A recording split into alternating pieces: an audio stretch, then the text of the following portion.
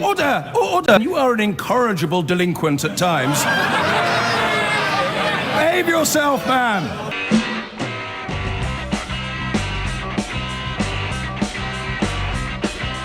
I've been going out with a girl, her name is Julie, but last night she said to me when we were watching telly. Danny, hello, Danny in Epsom, hi. Hey Sheila, if anything, I thought you're slightly to the left, aren't you? I'm all over the place politically, Danny, to be honest.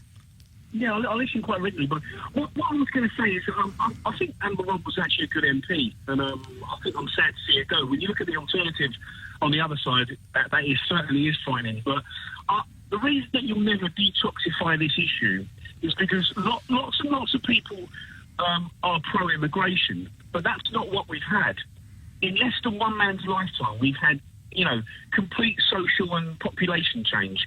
I mean, I looked at the census of 1951 the other week, and we'd already had a year's worth of mass immigration from the Windrush Islands and India, and it was still 98.6% people spoke English, they were white, and they were broadly Christian. So in less than one lifetime from that point, we've had, total radical change, and against most people's wishes.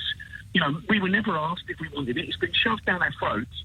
And my worry is that a Labour government gets in and opens the floodgates even further like they did before. Well, I think I don't necessarily agree with everything you've just said in terms. I mean, it may. It's all true. No, all right. Well, listen, it may be your lived experience of what immigration is, but many people have welcomed immigration as well. I'm just saying that socially, it's not always a bad story. That's all I'm saying. Clearly, there are problems, but that's all I'm saying. But my as to whether Labour, if they got in, would do things differently, I suspect, given that Jeremy Corbyn is the leader of Labour at the moment, then I suspect they would be doing things differently, not least in response to public opinion, because it matters. It just matters. And as Theresa May said last week in the Commons, we are being tough on immigration. You might have a difficulty with how she's going about it. You might not. We're being tough on immigration because the British public have told us to be. Yeah, she's absolutely right. And most people, I would say, think like me. I know that in inner cities in London, you've got the new London types there. My sort of family have been moving out for 60 years, but the new London types would probably disagree with me now. They're not. Well, there's a whole country out there as well, Danny, remember? Exactly, that's what I'm saying. And most people are saying, look, we don't mind immigration in low numbers so people can assimilate and absorb into the mass populace, but that's not what we've been having. And most people are like me. We were never asked. We're saying that legitimately out loud. I'm not a racist at all. But I'm saying this is not what we wanted. And it's fair to say that. And I think the government are listening to us. And I think we want a hostile environment. I'd say make it more hostile. I want this problem sorted out. Hang on a sec. What would making it more hostile achieve? What, you just want heavy-handed... Yeah, definitely. Really? I think if you do a Twitter poll, or I ask people generally, Twitter's a bit on the left, but I just ask people generally, to be honest with you, I want the government to get a grip of this issue because it's been out of control basically for all of my life. Do you accept that the hostile environment approach and the very term hostile environment, and that's not a Tory term, this problem goes back a long way. Do you accept that is what led, in some instances, to Windrush citizens being threatened with deportation and losing their jobs? Because there is a tendency still, it might not be yours, but there is a tendency still to equate immigration with brown faces. Yeah, but only inadvertently. I think it was a mistake. Even people on the right would say, this is a mistake, and I hate the way that every day people conflate the two. Listen, that was a terrible mistake, and the Tories have paid a price. However, the population want them to get a grip. Yeah, but what I'm saying is, if you create an even more hostile environment, presumably you're supportive of deportation targets as well, are you? Absolutely, I think most people are. And all right, well, don't presume most people think the way you do, Danny. They might, I don't know, but let's neither of us presume that most people think anything. When it comes to targets, I don't mean immigration targets, I mean deportation targets. Can you see that when there is an impetus to remove people, it's almost inevitable that legal migrants or undocumented people who we should document and welcome in this country will be thrown out in the rush? I don't think it'll happen again. This Windrush whole scandal was very kind of niche. People have lived all these years, they didn't have any kind of papers. I mean, of course, that was wrong. No, they didn't have them because they didn't need them. And then suddenly they needed them. Yeah, I mean, obviously, it's a mistake. It's a hands-up moment, isn't it? It's obvious. So, I mean, everybody across party, virtually everyone listening would agree with that. However, I do want a more hostile environment. You think there's thousands of people trying to get into this country illegally every single day. How about we change the language? Just indulge me a minute. Instead of thinking about we want a more hostile environment to get rid of illegal immigrants, why don't we think about having a better functioning Home Office that does it? You've got a new Home Secretary saying, we'll be respectful, we'll be fair. That doesn't sound like a hostile environment. But what about just being good at your job, please? Do you know what, Sheila? There's so many hundreds of thousands of people trying to get in every year. You could probably quadruple the workforce, and it would still be difficult to get a grip. This is why I think you need to use force or deport entire families and things like that, because you need to get a bit nasty. If every time you get on a lorry and you get caught, and you caught 4 or 5 times, you just go back and try again. If every time you got caught you got a right-hander, you might not. You might settle in France. All right, well, you're espousing violence now, so we'll leave it there. Danny, thank you, Danny. And Epsom. Charles is in Enfield to kick us off. Charles, what do you think? Hi, James. Look, I think that you've slightly gone off. You're asking the wrong question. Okay, but you'll understand that you have to answer the ones I'm asking. I'll answer it. Yes, of course. So are you cross about how much power the House of Commons has? The question is, am I cross about the power that Parliament has? Parliament, yes, is sovereign, but it gets its power from the people. So are you cross about the amount of power that Parliament has? Well, I'll be certainly cross if Parliament's able to usurp the power that the people have invested. Who elected the House of Commons? Who elected the House of Commons? It's an echo. Look, the people voted for Brexit. Who elected the House of Commons? Look, well, we know who elected the House of Commons. Well, no, I just need you to say the words. Who elected the House of Commons? Yes. The House of Commons has been lent power. It is lent Who elected power it? By the people. Who? The people Elected the House of Commons. They lend power. And the House to of Lords reminded, I suppose, constitutional experts last night that the House of Commons exists to keep checks and balances upon the executive, the Prime Minister. Right. So the power that was exercised by the House of Lords yesterday was essentially a reminder of the power that resides in the House of Commons, which is, of course, elected by the people. So why are you cross that Parliament has so much power? Because it would appear... Oh, so you are cross that Parliament has so much power? I'll certainly be cross if Parliament... And were you previously of the view that Parliament's powers had somehow been transported to Brussels? Yes, absolutely. So where's Now, all this you see, power come from now that's in Westminster today? Well, Is that the power that's come back from Brussels, or is that just power that we didn't know about before we voted to leave the European Union because we thought all the power was in Brussels? It's like new power that we found under the bed. Well, Parliament is assuming it is taking... this could be an attempt to take away power from the people. Brexit was an expression of the populace. Brexit was an expression of No, the people. but it wasn't, was it? Because 17.4 million people voted for something, but if you could find 3 people, one who voted to be like Norway, because prominent campaigners said we'd be like Norway, one who voted because they believed Owen Paterson when he said only a madman is talking about leaving the single market, then you'd have somebody who didn't vote for the same as the person who thought that we were going to be like Norway. Then you'd have someone who believed Daniel Hannan when he said that EU citizens' rights in this country will not be affected in any way, and they voted for it because they believed him. So that's 3 positions that are all completely different from each other. Then you've got people who believe David Davis when he said that we'd be doing trade deals in Germany the morning after the results. So anyone who believed David Davis voted for something different from what anyone who believed Daniel Hannan voted for something different from what anyone who listened to Liam Fox voted for something different from anyone who listened to anyone who suggested that Norway and Switzerland provided models. So we can all agree that the idea that 17-odd million people all voted for the same thing is absurd to the point of ridiculousness. So this phrase... Well, no, it is, because there's no way anyone who voted to be like Norway voted to leave the customs union and the single market, is there, Charles? People vote... You have to answer my questions at some point, mate.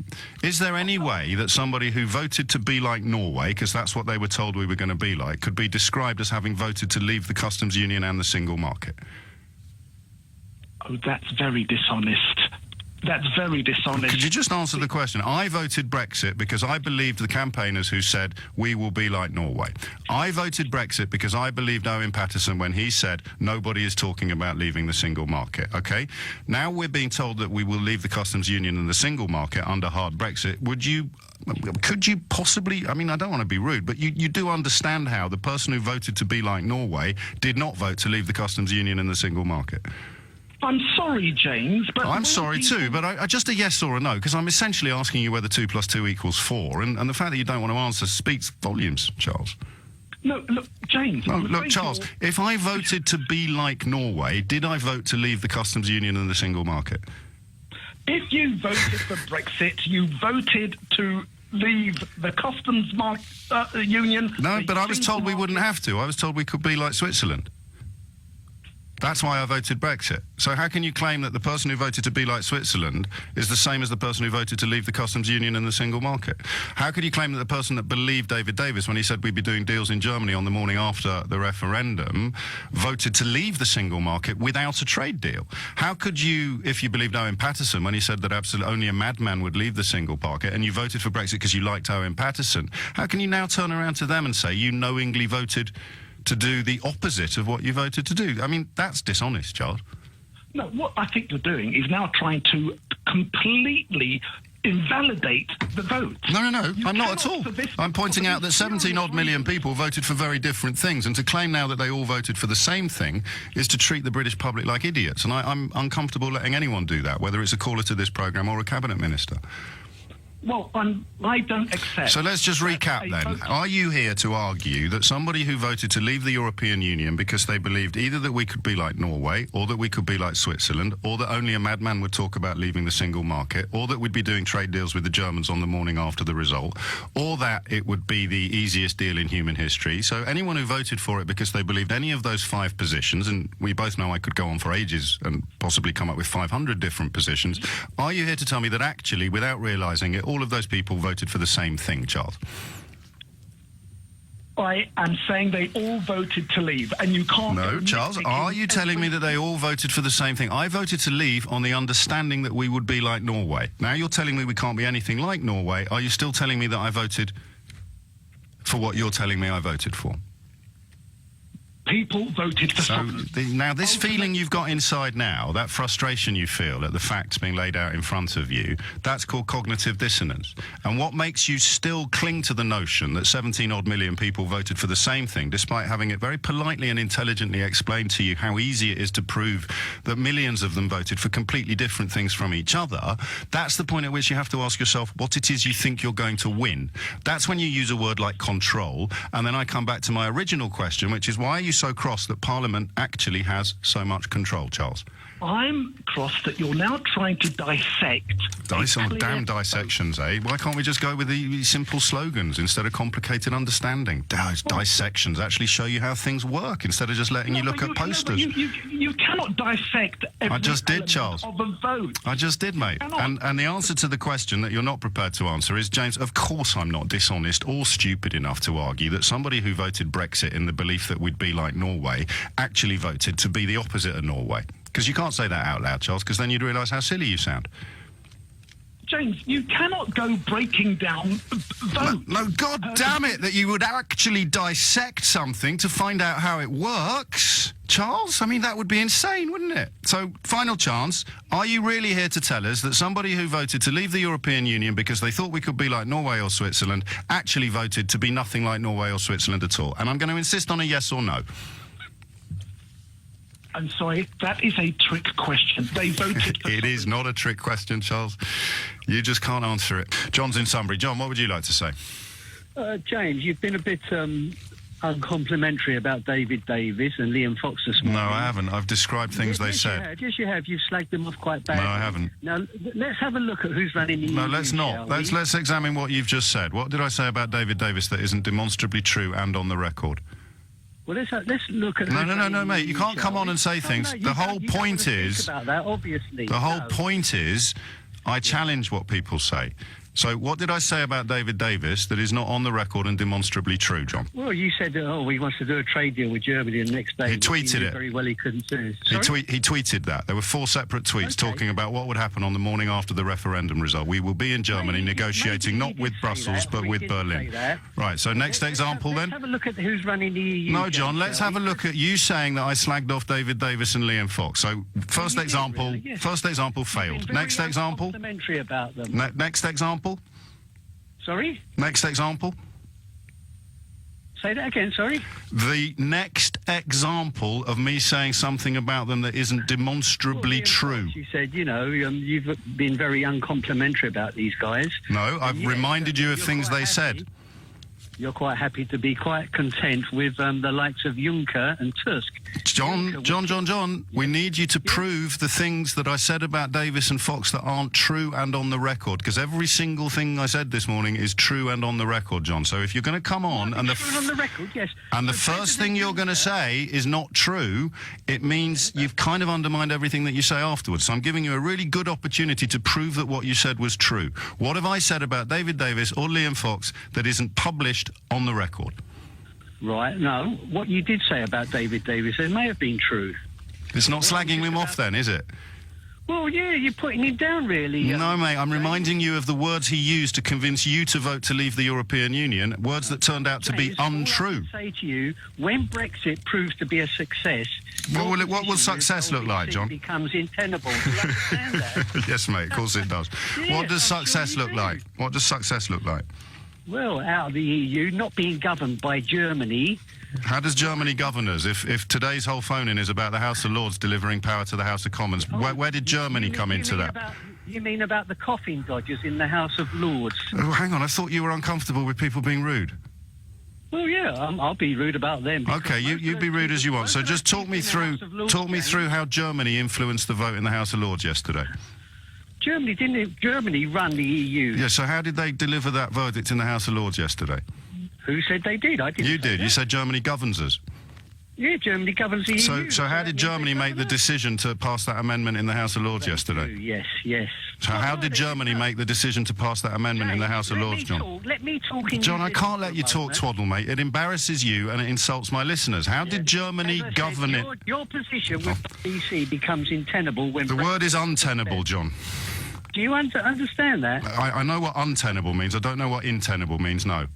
Untenable. Well, you know what I'm getting at. Your position with... So let's try once more, John. How did Germany deliver that amendment in the House of Lords yesterday? Germany did not deliver that amendment yesterday. But they govern us.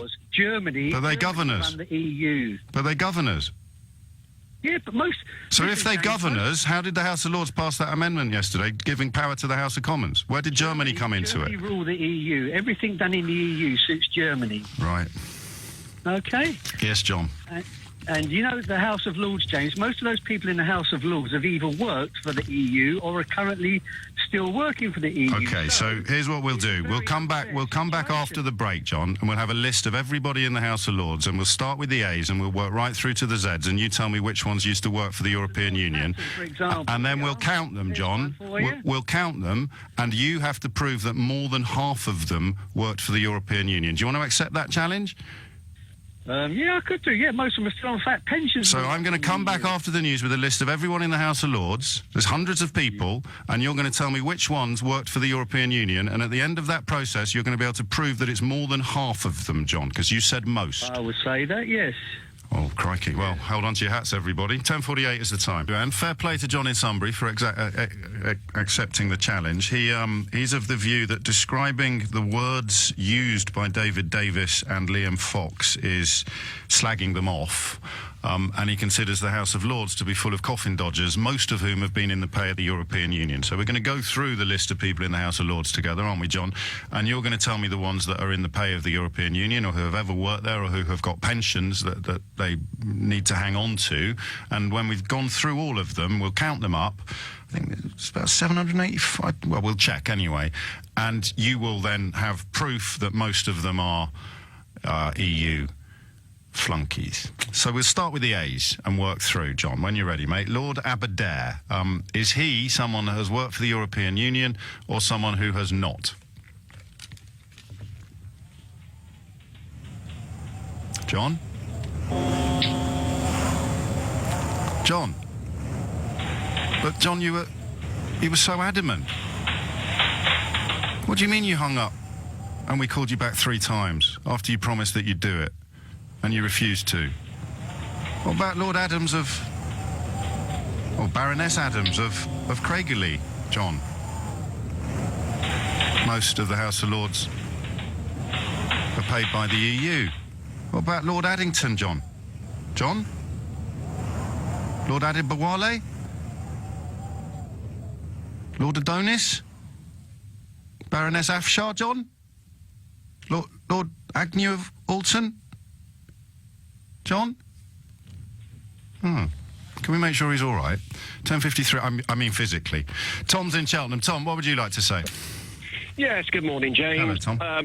I voted leave at the referendum, and I haven't got an issue at all with the Lords. I think they were just doing their job yesterday, and good on them for doing it. I think the real problem will come is if when the vote actually happens in the Commons and the 85% of the MPs who stood on the platform of coming out of the European Union, the customs union and the single market will vote... See, I don't like that argument either. I understand why you make it, and I've had my fun for this. The will of the people but it wasn't, though, was it? Because I voted for one of the 2 main parties, and I don't want to come out... No, but Tom, here's the thing. Tom, I know. It was in the manifesto. Yes, but 85%. No, but everybody should have voted Liberal Democrat if they think like you, James. I voted for one of the 2 main parties, but I didn't vote to leave the customs union and the single market. So I'm just one person. I'm fairly confident, and I know that you know this, Tom, and I'm not going to insult you by asking why you're pretending not to. There's no earthly way that Theresa May went to the country to get a mandate for her Brexit plans and ended up with a reduced majority. You cannot use that as evidence that people wanted her to have an enhanced majority for her Brexit plans, can you, Tom? Well, either you're saying the people who voted in the election... No, Tom, I'll tell you what I'll do. I'll tell you what I'll do. I've given you my example, right? I voted for one of the 2 main parties, and I did not vote to leave the customs union and the single market. Well, and now, you should have withheld your vote. That's fine. But now I'm just going to go randomly to the next caller. Joshua's in Coventry. Joshua, did you vote for one of the 2 main parties in the last general election? I did, yes. And did you vote to leave the customs union and the single market deliberately? I was happy. When I voted leave, I was happy that might be an outcome. So you specifically voted to leave the customs union and the single market in the last election? In the last election? Well, yeah, I felt like that was one of the things the Conservatives did. But Labour as well. That's what Labour were promising. That's what Labour were promising as well. Yeah, I would have probably voted Conservative anyway, which is your point. And back to Tom. Yeah, OK. Well, it was an expression of the will of the people. But it wasn't, was it? Yeah, it was. But we've just shown that it wasn't, Tom. All I have to do is find people that voted for the Conservatives or Labour who want to remain in the European Union, and your whole point falls to pieces.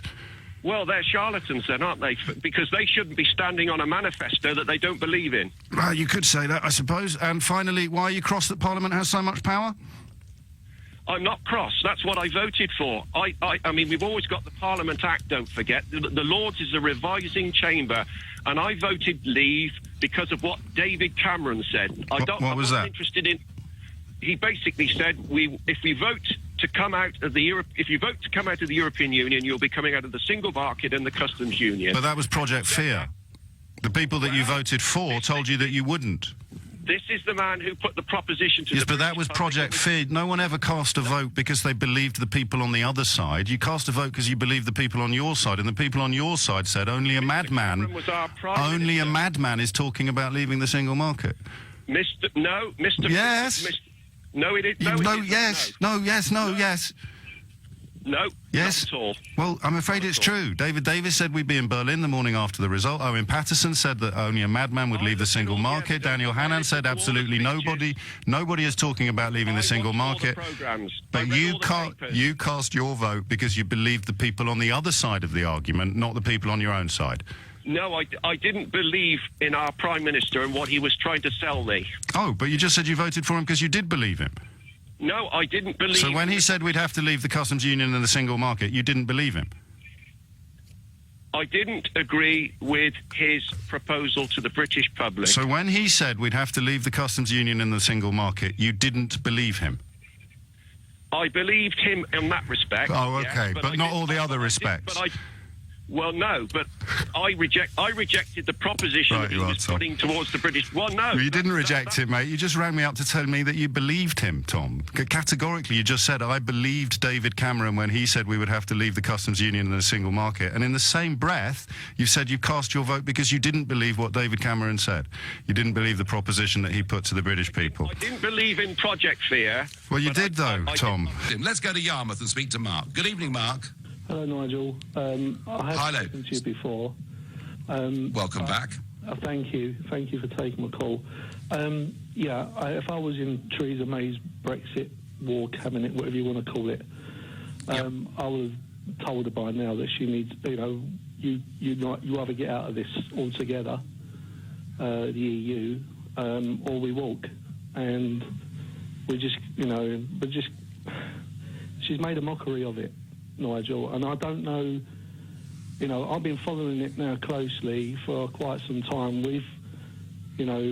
It's gone too far, and, there's one idea after another is, going backwards and forwards. Do we go here? Do we stay here? Do we go in for this? We've got the House of Lords who are unelected. Yep. Going against the will of the people. We've had numerous High Court cases against it. We've had people, if you watch any of the major news channels, all you're getting on there is Remainers. You're hardly getting any Brexit. I mean, Can you imagine, Mark? Can you imagine, Mark? Had the result been 52-48 the other way, we wouldn't be seeing any of this, would we? Can you imagine, Mark? Can you imagine, Mark? Had the result been 52-48 the other way, we wouldn't be seeing any of this, would we? Now, this is where we're going to get to cool, because it was an interview with the Mirror, as I recall, Nigel, ahead of the referendum. Yeah. They quote you as saying that if the result was 52-48 in favour of Remain, that you would want a second referendum. Can you imagine, Mark?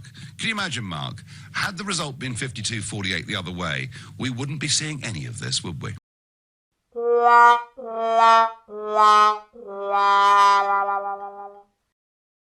No, of course not. It would be, we'd have probably been drawing up plans now to join the Euro. I said to people that I know that had we had lost, had we not come out and had we gone in, it would have been, I suppose, it would have been a decision, we would have had to accept. And we would just said to them, we better make the best of it then, get inside Europe, fight our corner.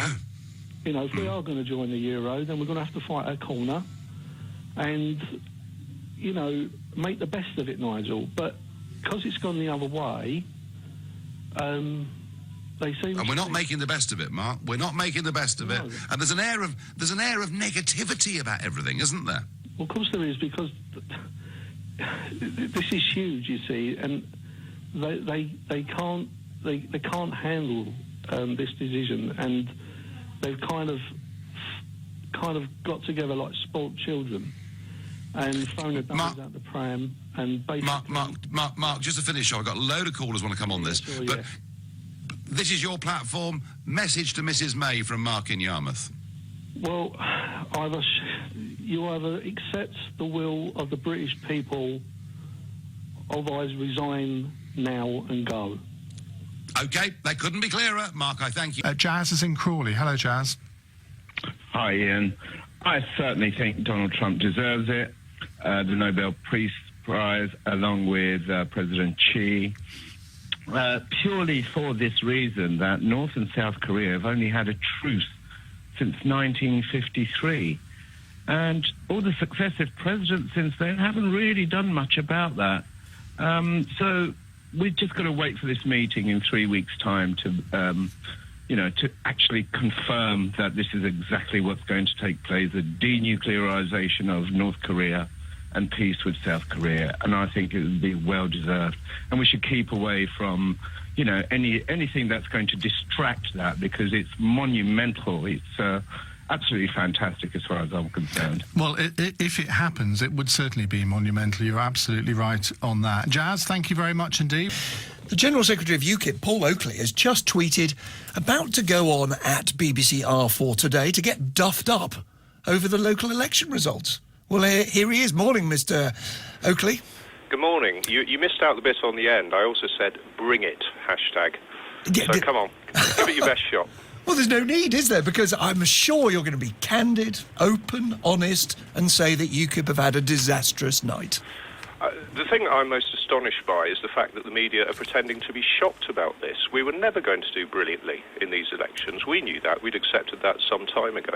Well, brilliantly you're quite a long way from brilliantly, aren't you? Well, we are, but we're a small party, and we've had a couple of big shocks in the recent past. Our former leader, he ought to have been campaigning for the local elections at the autumn as soon as he became elected. He didn't. That's one of the reasons we got rid of him. Isn't it time to say it's all over for UKIP? You did your job. I mean, you will have a very large chapter in a rather important book about the history of Britain, but it's over. No, it's not over at all. I mean, think of the Black Death in the Middle Ages. It comes along and it causes disruption, and then it goes dormant, and that's exactly what we're going to do. Our time isn't finished because Brexit is being betrayed. And can I just clarify, as General Secretary of UKIP, you've just compared your party with the Black Death? Absolutely. What's wrong with that? Well, it's responsible for the deaths of many hundreds of thousands of people. Might be one reason to hesitate about the metaphor. It also led to economic growth and the Renaissance, but this isn't a history lesson. It's just an analogy, a little soundbite for Radio 4. Well, just give us one aspect of the Black Death you'd like to emulate. Well, it got rid of the whole issue of servitude, basically, and it allowed people to go into the towns, escape their landlords, and create their own businesses, that sort of thing. I don't want to stretch it too far, though. No need to beat you up at all, as you said in your tweet, but we're delighted you gave us that soundbite. UKIP are like the Black Death. Thank you for joining us. Right, let's come back to the idea of this picture being taken down of Mrs May. If you're just joining the show, it's at Oxford University. She did attend the geography department there, and whatever you say about her, she's achieved something. But the students say that she's created a hostile environment. So she has, obviously, a hostile environment to illegal immigration, so her portrait has to go. David in St Albans, you're on the radio. Hello, David. What are you going to tell me? Hi there, Nick. Well, I think it's definitely a political move. The education system is clearly in the hands of the left wing, and they're indoctrinating the students in the same philosophy. By the way, can I just say, did you know that last Sunday there was a freedom of speech march in Whitehall, and there were thousands of people there, and it didn't get on any of the news? Tell me why. Were you there? No, I watched it live on YouTube. It was transmitted as it happened, and it went on for 6 hours. There was no trouble.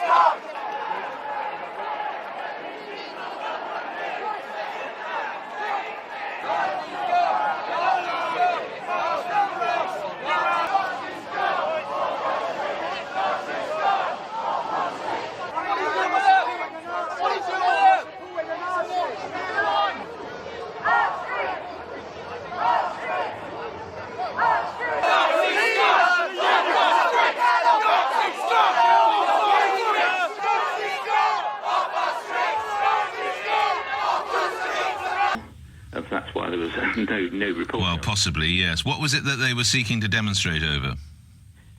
The loss of the freedom of speech because people are being silenced. Another thing you may not know was that 3 young journalists were banned from the country about a month ago.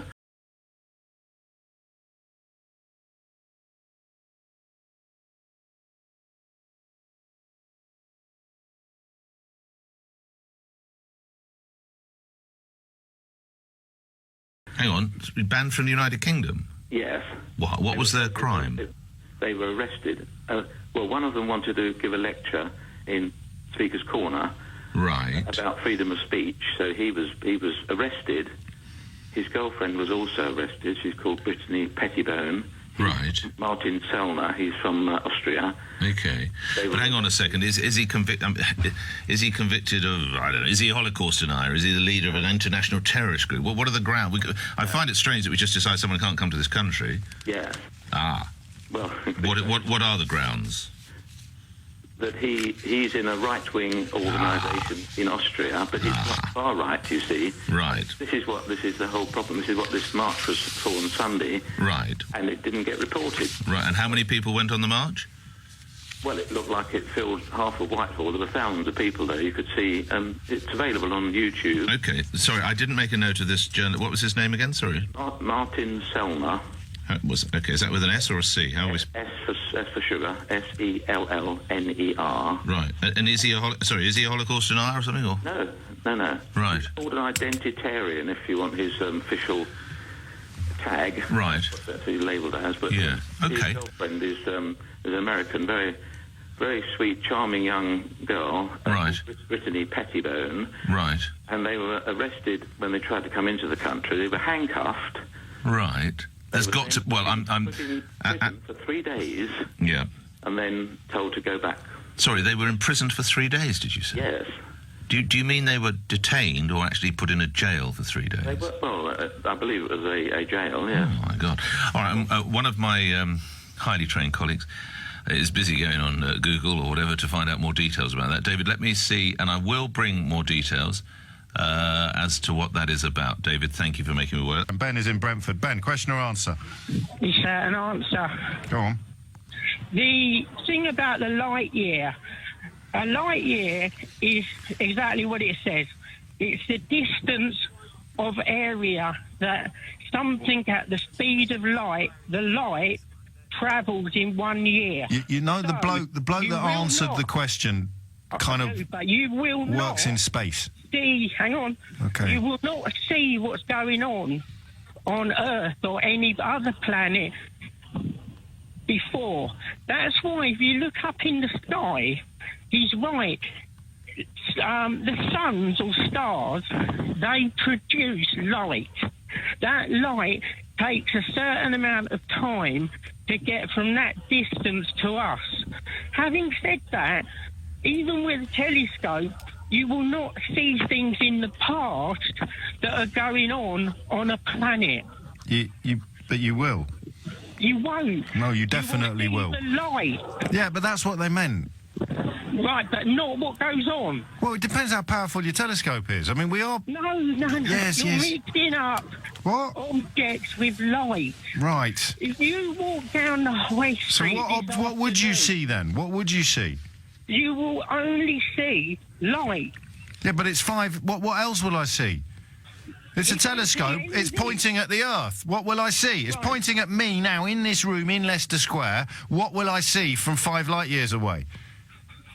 From 5 light years away, you won't see the things going on. So what will I see? see? The light produced. Produced when? Oh, far more than 5 years ago. What? A light year is just a terminology for an aspect of light at light speed in 1 year. Yeah. So you will only see... 5-year-old light? Yeah. And what will the light illuminate? Anything else. What will it illuminate, the 5-year-old light? But it doesn't illuminate anything. But it must illuminate something. It's light. You're not mate. taking a picture. You are. It's my telescope. I'm looking through it. Okay, let me put this a bit simpler. You look on the moon, which is far closer than a light year. Yeah, I'm looking. Right. Yeah. Okay. Yeah. You can't see what happened last week, can you? No. No, there you go. What? There you go. There you go what? You can't see what happened last week, can you? Mate, the moon's about as far away from London as Basingstoke. You've never driven to Basingstoke, have you? Most weekends, actually, as it goes, but we're digressing slightly. I don't think your moon card was quite the trump you thought it was. Anything. Okay. if something is emitting light, Yeah, what is emitting light, though? Because you can't see any somethings. You can only see the light, not the something. that's correct. No, I don't think it is, you see, because the light is illuminating the thing that it is emitting. But no, that isn't true, is it? All right, I'm going to... all right, qualifications? Another way, before we go No, I've got to go to the news, mate. I've got travel news on the moon. What are your qualifications? Is that... What? He can't even operate a phone, and he's trying to correct... Well, I better not. I studied under Dr. Hawkins with a PhD level in physics. Seriously? I promise you. I believe you. That's why I'm telling you I had... All right, I'm gonna put it open to judgment. Is Professor Hal around? Should we let Professor Hal judge? Because I don't think I'm clever enough for this one, Ben. Is Hal here for this? That's crikey. If you build it, they will come. Professor Hal, what's going on? James, it was all perfect until the most recent caller, because you are right and they are He's wrong. got a PhD, mate. He studied with Stephen Hawking.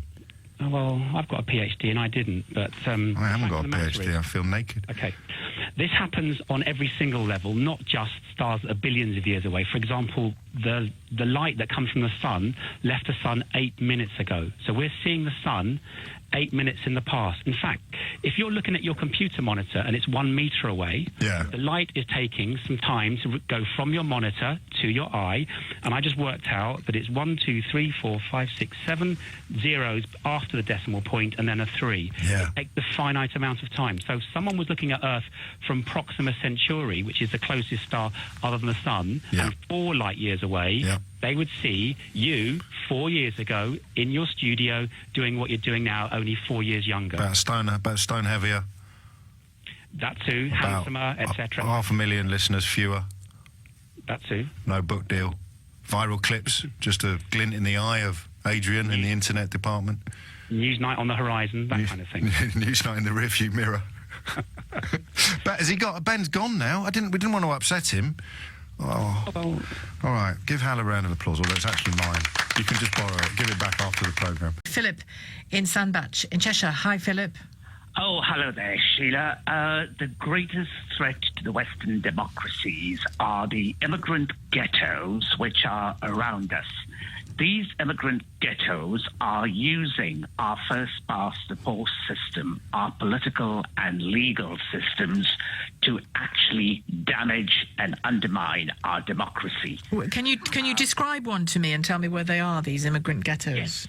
Yes, if you look, for example, around England, look at Bradford, look at Brixton, look at Tottenham. These areas have selected councillors, elected councillors and MPs who are nakedly partisan. Each of these areas has councillors and MPs who represent the views of people from their own ethnic and cultural groups. But they can also turn the system against us. Look at, for example, the hate legislation. That was clearly done to appease the Muslim community. We are losing our right to freedom of speech. How are we losing our right to freedom of speech? Because the purpose of the hate legislation was to try and prevent us from insulting Islam. Well, all right, Philip, just a minute. Why would you want to insult someone else's religion? You can challenge it, you can say you don't believe in it, you can say it's fairy tales, but why would you want to just insult people? Sheila, I happen to be a devout Roman Catholic. We Catholics are insulted, mocked and ridiculed all the time. Yeah. Now, there could be all sorts of reasons for doing that. Some people, some journalists do it purely out of fun. But to be honest with you, Philip, the legislation around hate speech, in theory, protects you as much as it protects a Muslim, as much as it protects a Jew, as much as it protects a Sikh, because it's not about silly jokes or saying you disagree with the religion or poking fun at someone. It's about hate speech. It's about describing people and denigrating people simply on the basis of their faith or their colour or their gender. Look, Sheila, I understand that. I happen to be both an East African Asian and a Goan, so I come from a minority community. But if you look at the case of Lawrence Southern, that American girl who was prevented from entering the country. The laws are not being applied.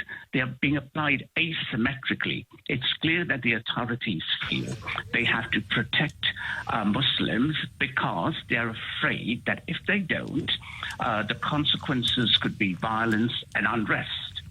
So that is the greatest... Or because Muslims, like everybody else, deserve protection from hate speech. So don't I, as a Catholic, as a devout Catholic... Yes, you absolutely do. Yes, you do. But nobody is going to protect me. If somebody were to mock and ridicule the Pope... No, mocking and ridiculing is not hate speech. Hate speech is a deeper discrimination than that, it seems to me. No, it doesn't. It doesn't. I mean, essentially, what you're suggesting is that it's possible to blame one man's violent actions on another's freedom of speech. There's no simple connection. And if you look at the Lawrence Southern case, what did she actually do? She distributed leaflets in Luton, which might have been deeply offensive to Muslims. I don't deny that. But is that a sufficiently serious... So attacks on our free speech, says Philip, is what's the real threat to our democracy. Tim's called from Warwick. You've got your eye on the Middle East, Tim. Yes, hello, good afternoon. I think my eyes are everywhere. In fact, I went out this morning to look at the beautiful sky, and here's one of the threats, chemtrails. They're dumping all sorts of poison on us and depriving us of a sunny day. No, the Middle East, I think Putin...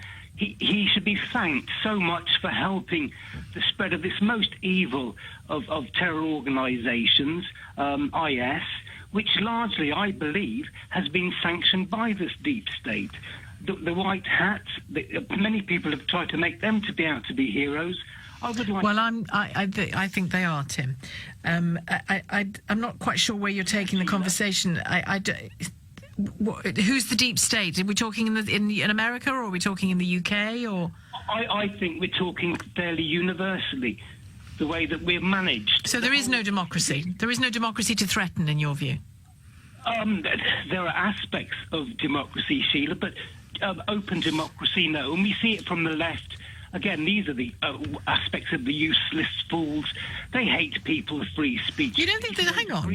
Look at this country in the last few years. You think there's no democracy. Look what happened after the... But look what happened after the Brexit vote. How quickly did David Cameron go? He knew he couldn't stay. Well, because I think he was probably quite surprised he lost. Yeah, but he listened to what the people had said. That's democracy, isn't it? That's a man who reads democracy. You mentioned, Sheila, you just brought up Brexit, but look at all the Ramonas. They seem to just be unable to accept, despite all their fear-mongering, and the sky hasn't fallen in dust yet, and it won't. Where is their respect for democracy? And the House of Frauds, I mean the House of Lords. Oh, Tim.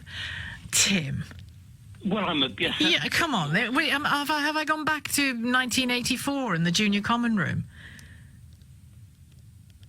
Well, if we look at modern politics today, I think we've regressed even further. Well, I just think sneering at everybody isn't the answer, is it? Thank you for your call, Tim. Tim in Warwick. On the streets, the lead-up to today's events has been tense and angry. This was the old city of Jerusalem at the weekend. Nationalistic Israelis parade every year through the overwhelmingly Palestinian Muslim quarter to celebrate Israel's capture of East Jerusalem from Jordan in the 1967 war. Mostly it was noise and insults. Sometimes it boiled over. No one is saying that Arabs can't live here. God forbid, of course they can live here. But sovereignty is a different story. You find it hard to say the word Palestinians, don't you? There are Arabs living in this area. Why don't you call them Palestinians? There's no reason to. Why? Because there's no such thing as a Palestinian people. There never has... Robert in Eastbourne, hello there. Hello, how you doing? I'm okay, thank you. I'm a bit traumatised by the Jared Kushner speech, but otherwise well. Well, look, I agree with the last caller, to be honest. Look, you can't... We're living in times now when... I mean, yourself, and I think you're quite fair generally, Sheila, compared to, let's say, James O'Brien, who should change his show to the Let's Bash Donald Trump for an hour. on every single day he shows on, he manages to somehow bash Donald Trump, even if it's irrelevant to what he's saying. He's easy. Oh, come on, he's easy to skit, isn't he, Robert? Let's face it. But you say that, right? And in the same breath, you're saying, well, quite understandably so, the Palestinians. Look, you can't. Sometimes when you feed that kind of, you feed that behaviour, you're kind of guilty for making it. What behaviour? It's not understandable that the Palestinians are chucking petrol bombs and stones at the Israelis. No, I didn't say that. I said it's understandable from their perspective, that their anger is understandable completely. Is their anger understandable? Yeah, it is. Yeah. Well, do you think they've got the right to fire rockets into Israel? No, I didn't say. Hang on. I didn't say their violence is justified any more than sometimes I think Israel's violence is justified. Anger is justified. Don't you think you justify the violence by saying understandably so? No. I mean, I don't. I don't. I'll tell you why. I think Jerry Adams' anger was justified. I don't think a single act of terrorism was justified. There you go. That's the difference. Look, but what proper I'm difference. Is, you'll say it's justified in a sympathetic tone, and then you'll say, then the Israelis fired back. Well, I tell you what, if you chuck stones and petrol bombs at me, I'd fire back at you if I had a gun in my hand. If you fired missiles into my back garden, I'd fire them back tenfold. I mean, every time the Israelis do something, they're demonised and they spoke about. I agree with the last caller. I think they just want their country to run, smooth and they're building up. Yeah, but I don't think anything I've said this hour has demonised the Israelis. Well, I'm not saying you personally, Sheila. I said out of all the types of radio presenters, you're probably one of the best. You and Ian Dale, but come on, it's sometimes it's let's bash everyone but these people. Come on, the Palestinians are warmongers at times, you know what I mean? They're not willing to sit down. Any time there has been a peace process spoke about, it's trashed and it's ruined, and then they'll commit an act of violence and then scream at the world when Israel fires rockets. Well, and I'm going to do that, seeing the other side for you, Robert, because there are those who say that the building of so many settlements against international law, against the spirit of various peace accords, is what's ruined the peace process, or as much as any violence from the Palestinian side. But, it is too complex a situation, it seems to me, to boil things down to simplicities. It's too complex. It's too deeply set in history for that to be the case. Thank you for your call, Robert. Harriet Baldwin, 700 days since we voted to leave, 400 since Article 50 was triggered, and only now a white paper next month telling us what it's going to be like. What have you been doing all this time? Well, we've been making a lot of progress, clearly, in terms of having triggered Article 50, in terms of discussing with our European partners what is the next stage in terms of the implementation period. As you know, we're leaving the European Union on the deadline that we just heard, but during the period in the run-up to the end of 2020, we're in an implementation period. Sure, but before we can move to that, we need to know what the deal is. Start negotiating free trade agreements. What progress have you made on the deal? Around the world. We've made good progress on the deal. So what's the customs union going to be like? So at the moment, as you know, the cabinet committees, the relevant cabinet committees, are looking at two potential solutions in great detail. Both of which Brussels says are not acceptable. Well, I don't know how they can say that, because obviously the full detail is being looked at by the different cabinet committees. So you've made no progress on that? We've made a lot of progress. What about our in terms relationship of moving with the single market? What progress have you made on that? Well, we've made it very clear that as of next year, we're coming out of... No, but what will our relationship be, even if we're no longer members? What progress? So we go into a phase known as the implementation period. Yeah, but we need to know what are we going to be implementing? Exactly. What are we going to be implementing? And we will be discussing within Cabinet so you made no progress position in terms of the... what will our immigration policy be? Options that are on the table. And what progress have we made on immigration policy? These are all subjects that are part of our negotiations for when we reach the end of the implementation period at the end of 2020. What progress have we made on our immigration policy? Well, we obviously have made a lot of progress in terms of working up our position. What is our position? Well, we have, in the process of negotiations, we don't give a running commentary. No, but what's our position? Negotiations. So, what's our position on immigration policy post-Brexit? So, as I say, we're going to go into the implementation period to the run-up to 2020. During the negotiations, this is going to be one of the items that we will be discussing. And so you haven't made any progress, have you? We've made a lot of internal progress, but we obviously don't make the running commentary in terms of our negotiations. Has the government decided what its immigration policy will be post-Brexit? Well, obviously, one of the things that we will regain post-Brexit is control over our I know borders. that, but have you decided what the policy will be? Well, the policy will be to implement the decision of the British people. However you viewed in terms of the debate itself, we want to make sure that we regain control of our borders. Yeah, but that's not a policy. That follows from leaving the European Union. What I'm trying to work out is on what basis will citizens of the EU then be allowed into Britain? Do you have a policy for that? So we are, as you know, going into a period where we are going to finalise all those elements of negotiations and as we leave the European Union, one of the things that will be the outcome is that we will regain control of our borders. Will the customs issue, you mentioned there were two options, both of which seem to be unacceptable to Brussels, but there are two options the British government has been looking at. We now understand there are legal problems with both of them as well. Will that be resolved by the time the White Paper is published? In terms of the two different options that are being looked at in detail at the moment, that's a subject obviously for ongoing yeah, but will the White Paper make a choice between one or the other? White papers typically will set out a whole range of issues. So no, that's green papers. White papers outline government policy. Well, white papers are so will it make a choice on the customs union in terms of government policy? So they I'm sorry. White paper is not a consultation process. White paper is government policy that is intended to be turned into legislation. Will the white paper make a choice on customs? My understanding is, in terms of the timings, that it is going to be a very comprehensive white paper that will cover a wide range of different topics. All right. And it will be published soon. You don't know, do you? It will be published You don't know. You don't tell the foreign... Does the Foreign Office get told nothing these days? You told us how you're going to vote, which is really what matters. Can I just check in the timetable? You published this white paper in time for the June summit in Europe at the end of the month. You then presumably use that to begin negotiations again with Mr. Barney. That's July. You and I both know there's nobody in Brussels in August. And then you come back in September. And you're going to get all that done by October when Mr. Barney wants the deal. Is that credible? Well, I think, as many people like to say, nothing is agreed until everything is agreed. And I don't think anyone should underestimate the complexity of these negotiations. I think what the Prime Minister does very, very effectively is she analyses in great detail with her team all of the different details, but has been very clear about where we are going. Can it all be done in 2 months? We are leaving the European Union. We're having frictionless trade, control over our borders, and no hard border in Can it be done in 2 months? So I think it's a protracted process, and we have an implementation period once the 29th of March has passed. You're not really telling me anything. 12:21 is the time. Sina is in Chelmsford. What do they get, Sina? Why do they do it, do you think? So I have my own business, and I do vote Conservative. I'm a member of the party. And so my reason for doing so is because the Conservative Party are a political party that are built on meritocracy.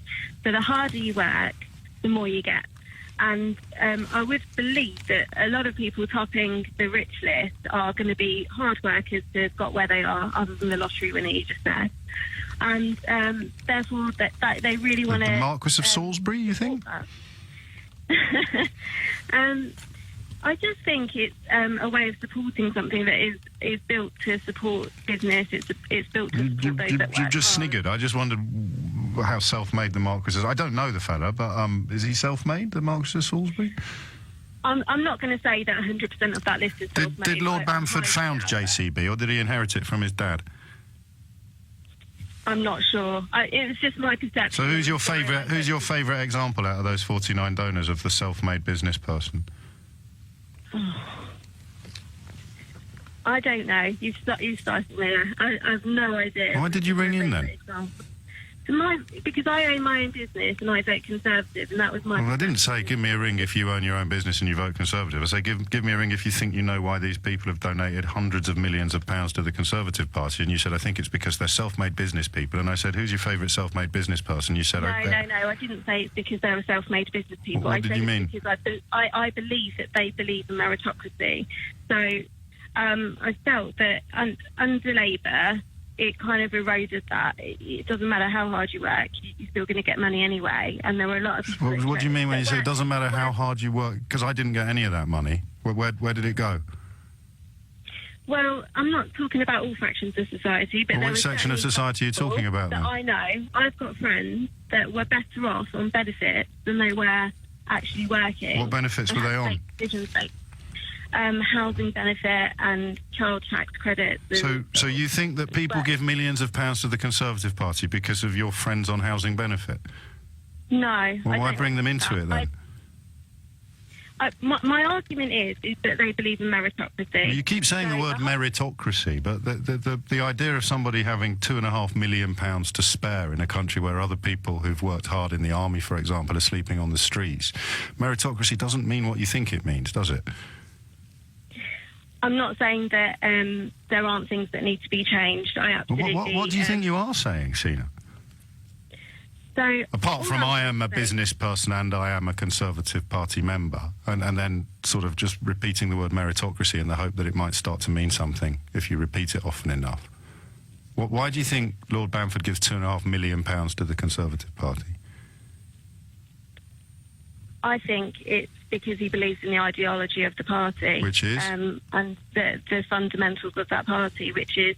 it's about preserving tradition. It's about preserving tradition. Work hard. Well, hang on. Preserving tradition is the opposite of meritocracy, isn't it? We live in a monarchy with a very, very well established and wealthy aristocracy.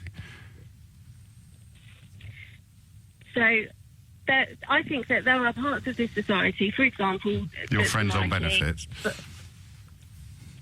Sorry. For example, your friends on benefits, sections of society. No, I wasn't going to say that. What I was going to say is that there are parts of society, for example, the monarchy, that, okay, fine, they might not be out sort of grafting in the same terms that a lot of my friends might be. Well, hang on, I thought it was a meritocracy. They are still bringing in money because it's part of the role that they play in our culture and in our society. You're just saying words in a strange order now, aren't you?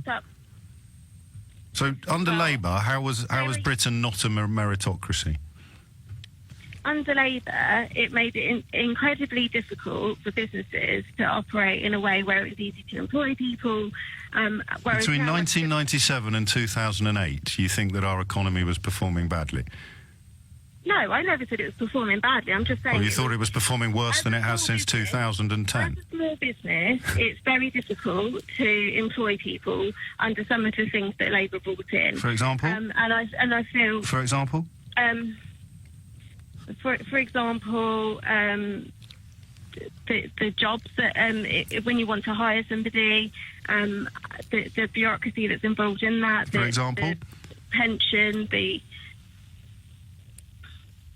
Sorry? You don't really know what you're talking about, do you, Sheena? I'm just saying what I believe. Whether it's right or wrong is another thing. It's my opinion. I think that we got there in the end. That runs their own business. Yes. I think that they believe in the Conservative Party because they are the party that do help businesses flourish. They are the party that... How? Again, I'd ask for an example. What's changed since 2010? Small business. So I do a lot of stuff with the SSB in terms of... The phone line's gone a bit funny now. Again, what's changed since 2010 that's helped you run your business? What's changed since 2010, sorry? Yeah, that's when we elected a Conservative Prime Minister. I feel that, yeah, so I feel that... Fact. Okay, so I started up my business 2.5 years ago, so I haven't got... So you've got no idea what it was like under Labour then? First-hand experience. So when you said to me a minute ago it was much harder under Labour, you were talking out of the top of your head? No, my mum and dad run their own businesses. So what's changed for them since 2010? How has it got easier to run a business since 2010? So the way that you pay corporation tax and so on... So you pay less tax? Simplified. No, it's just simplified. How? So you actually end up...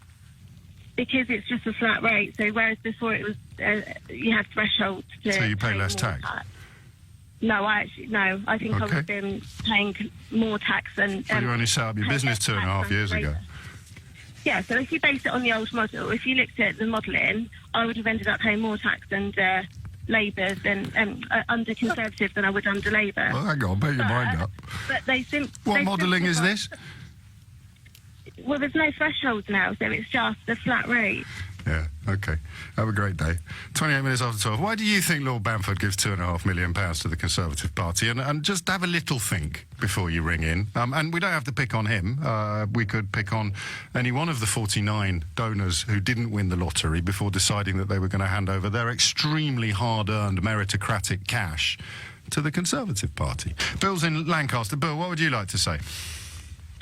Yeah, hi. I just wanted to say, I just think the wealthy donors just believe that a successful capitalist economy is in the best long-term interests of the country. And from their personal experiences, they believe the Conservatives are the best to deliver that. I like that analysis, and it's by far the most gentle. Why don't they pay loads more tax voluntarily instead of giving it to the Conservatives if it's the national interest that inspires them? Like you said, Lord Bamford could have given £2.5 million to the Inland Revenue, couldn't he? And then it goes directly to nurses and to doctors and to roads rather than directly to the Conservative Party coffers. Yeah, that's a good point, but maybe they could do a bit of both would be good. Yeah, so why do you think they don't? I mean, if your theory is correct and they give all this money to the Conservative Party because it's in the national interest, why do you think they generally employ fairly creative and gifted accountants to reduce the amount of tax they actually pay to the nation? Yeah, I mean, if they didn't donate these huge amounts, the Labour Party would be better funded and more likely to form a government. And so by doing it, they are doing what they believe is in the best interests of the country. Or the best interests of people who don't want to pay more corporation tax, which arguably is against the best interests of the whole country. Well, they actually cut the corporation tax rate and received more in tax revenue. No, that's not true. That is true. Well, it's not. I think you're referring to the top tax rate of individuals, aren't you? No, I'm referring to the corporation tax cuts that have gone on over the last sort of 5 years. The tax revenue received. I shall take your word for it, Bill, on that one. I shall double check. You double check. I will. Because so if they're in favour of more corporation tax, which they think they raise by cutting corporation tax, I think my question about why they don't just make donations to the Inland Revenue directly becomes even more pertinent. I think that's a perfectly fair point, but ultimately I think, especially recently, I think they're absolutely scared of what a socialist Labour government would do to the UK economy, and they actually think it would be an absolute disaster, and so they're doing everything they can to keep us a strong capitalist country. Yes. When did they cut corporation tax? It's been reduced gradually. Yeah, when was the last under Theresa May or David Cameron? When was the last big drop? I can't name specific dates, but you're certain that the amount of money raised went up. From corporation tax has increased over the last since the Conservatives have been in power. They've gradually reduced the rate of corporation tax, and the revenue received from corporation tax has increased in that period. Okay, so what was it when they got in? I don't know the specific. What is it now? Specific date. Is it heading down to 17%? What is it now? I know it's been above sort of. So you don't know where it started, you don't know where it is now, but you're absolutely certain that they've raised more money while cutting it constantly. That's correct. Cool. And I thought this was the case, but I was trying to be all nice to Bill. Corporation tax receipts have declined year on year for the last 5 years. So where Bill's getting his information from, I do not know. Probably the meritocratic Times that our first caller this hour publishes. Stephen Graves says, I'd love to ask her what rights women don't have that men do in the modern world. And Adam in Southend, our head of state is a woman. our Prime Minister is a woman. What greater advert can you have for feminism than that? Well, of course, one of those was, you have to point out, through birth. John's in Edenbridge. John, you're on the radio. What are you going to tell me? Morning. Morning, Nick. Morning, Nick. Yeah, when she says women, what women? She don't mean England, does she? Yes, of course she does. Yes, Dutch. Well, no, sorry. No, you're right. She means the United Kingdom. Women need help in the United Kingdom. The only countries they need help now, women's rights, women's lib, where there's no equal playing, is in the Saudi world. Across them. That's a bit of a stretch. Hang on. I mean, she can't. Well, I suppose she could do some lobbying, but in many cases, it is a fact that a woman is not paid the same money for doing the same job. Now, that can't be right. Listen, there's virtue signalling going on all in. Well, can I just clarify? You agree that that's not right? If a woman is doing the same job, she deserves the same money as a man. Yeah, but I don't think we need Meghan Markle to do that. Ain't we got unions and things to do that? Well, they're not doing very well, are they? Because it's virtue signalling. Okay, Oprah Winfrey's a virtue signaller. They're all the Hollywood Brigade was there yesterday. Okay, I think you mean Saturday. You weren't very happy about it, were you? Really? No, because we're going to take another 40 years of being sat upon by these people and propaganda. Sorry, but oh boy, John. Just lastly, in what way are you sat upon by these people? What does that mean? Well, on our media, all we're going to hear now is what Meghan Markle thinks about gender, what she thinks about... If she's worried about feminism, go to the Muslim world and sort that out. All right, John. It's an interesting view. Very angry, John. Right, it's Mr. Johnson. Roy's in Eastbourne, and he's on the radio. Roy, what are you going to tell me? Good morning. Morning. It says it all that there's no male equivalent to the word feminism. Right. Who is it who campaigns for men, say, not to be excluded from all-female lists on certain things? Who's campaigning for men who don't want to bring up their 6-month-old baby? They want to go to work and provide for them. Right. Now, we've got equality. I don't think many women think that we have. What they're mixing up is that they want to be the same. There's a world of difference between being the same and being equal. All right, explain that to me. Well, if you go back to when I was a lad in the 50s, very few women worked, but the father and mother were equal, but they had different roles. Right. And well, they weren't equal in that, of course, I would imagine in those days, without the husband's paycheck coming in, the woman had no money. She was wholly dependent on her husband. Right. The man went out and provided for his wife and children. But what if the woman? What's the problem if the woman wanted to go out? Why is that wrong? She can. Right. But what we're saying now is they must. No, but they must have they should have the opportunity, should they so desire. No one's saying they have to do it, but they should if they want to. Well, I don't know. I mean, you've said it before. There are very few working women now who working class mums who have the opportunity. No, I agree. That's absolutely right. Claire's in Romford. Claire, what are you going to tell me? Good morning. I think I don't like her anyway for her feminism views. You don't like? Why don't you like her feminist views? Because they just spout a load of nonsense. They just spout a load of nonsense. They do. I mean, I just don't... The new lot of feminism, I don't know what they're supposed to be. They don't speak up for me. Right. But she's married into the royal family that have got rules that she has to follow. Right. So, how can she be both? She can't do both. She can't change the royal family. Well, I don't think that the royal family is, despite what one of my contributors is saying, is inherently anti-feminist, because if you look at it, it's currently being run by a woman. Yeah, but I mean, look at Princess Anne. I mean, like, she's as strong as any bloke. She is. Well, probably stronger, I would suggest. Yeah, she's stronger than Prince Charles with her opinions. Well, but Meghan Markle, you're an example. Meghan Markle does not speak for you. No, she doesn't work. She doesn't speak up for the working class woman, does she? No. It's all celebrity nonsense, to be honest. Can I ask you a question? When you went to school, how far was it? 15 minutes. Walk? Yeah. Yeah, it's better that way, isn't it? And my infant school was a 2-minute walk. Well, those were the days.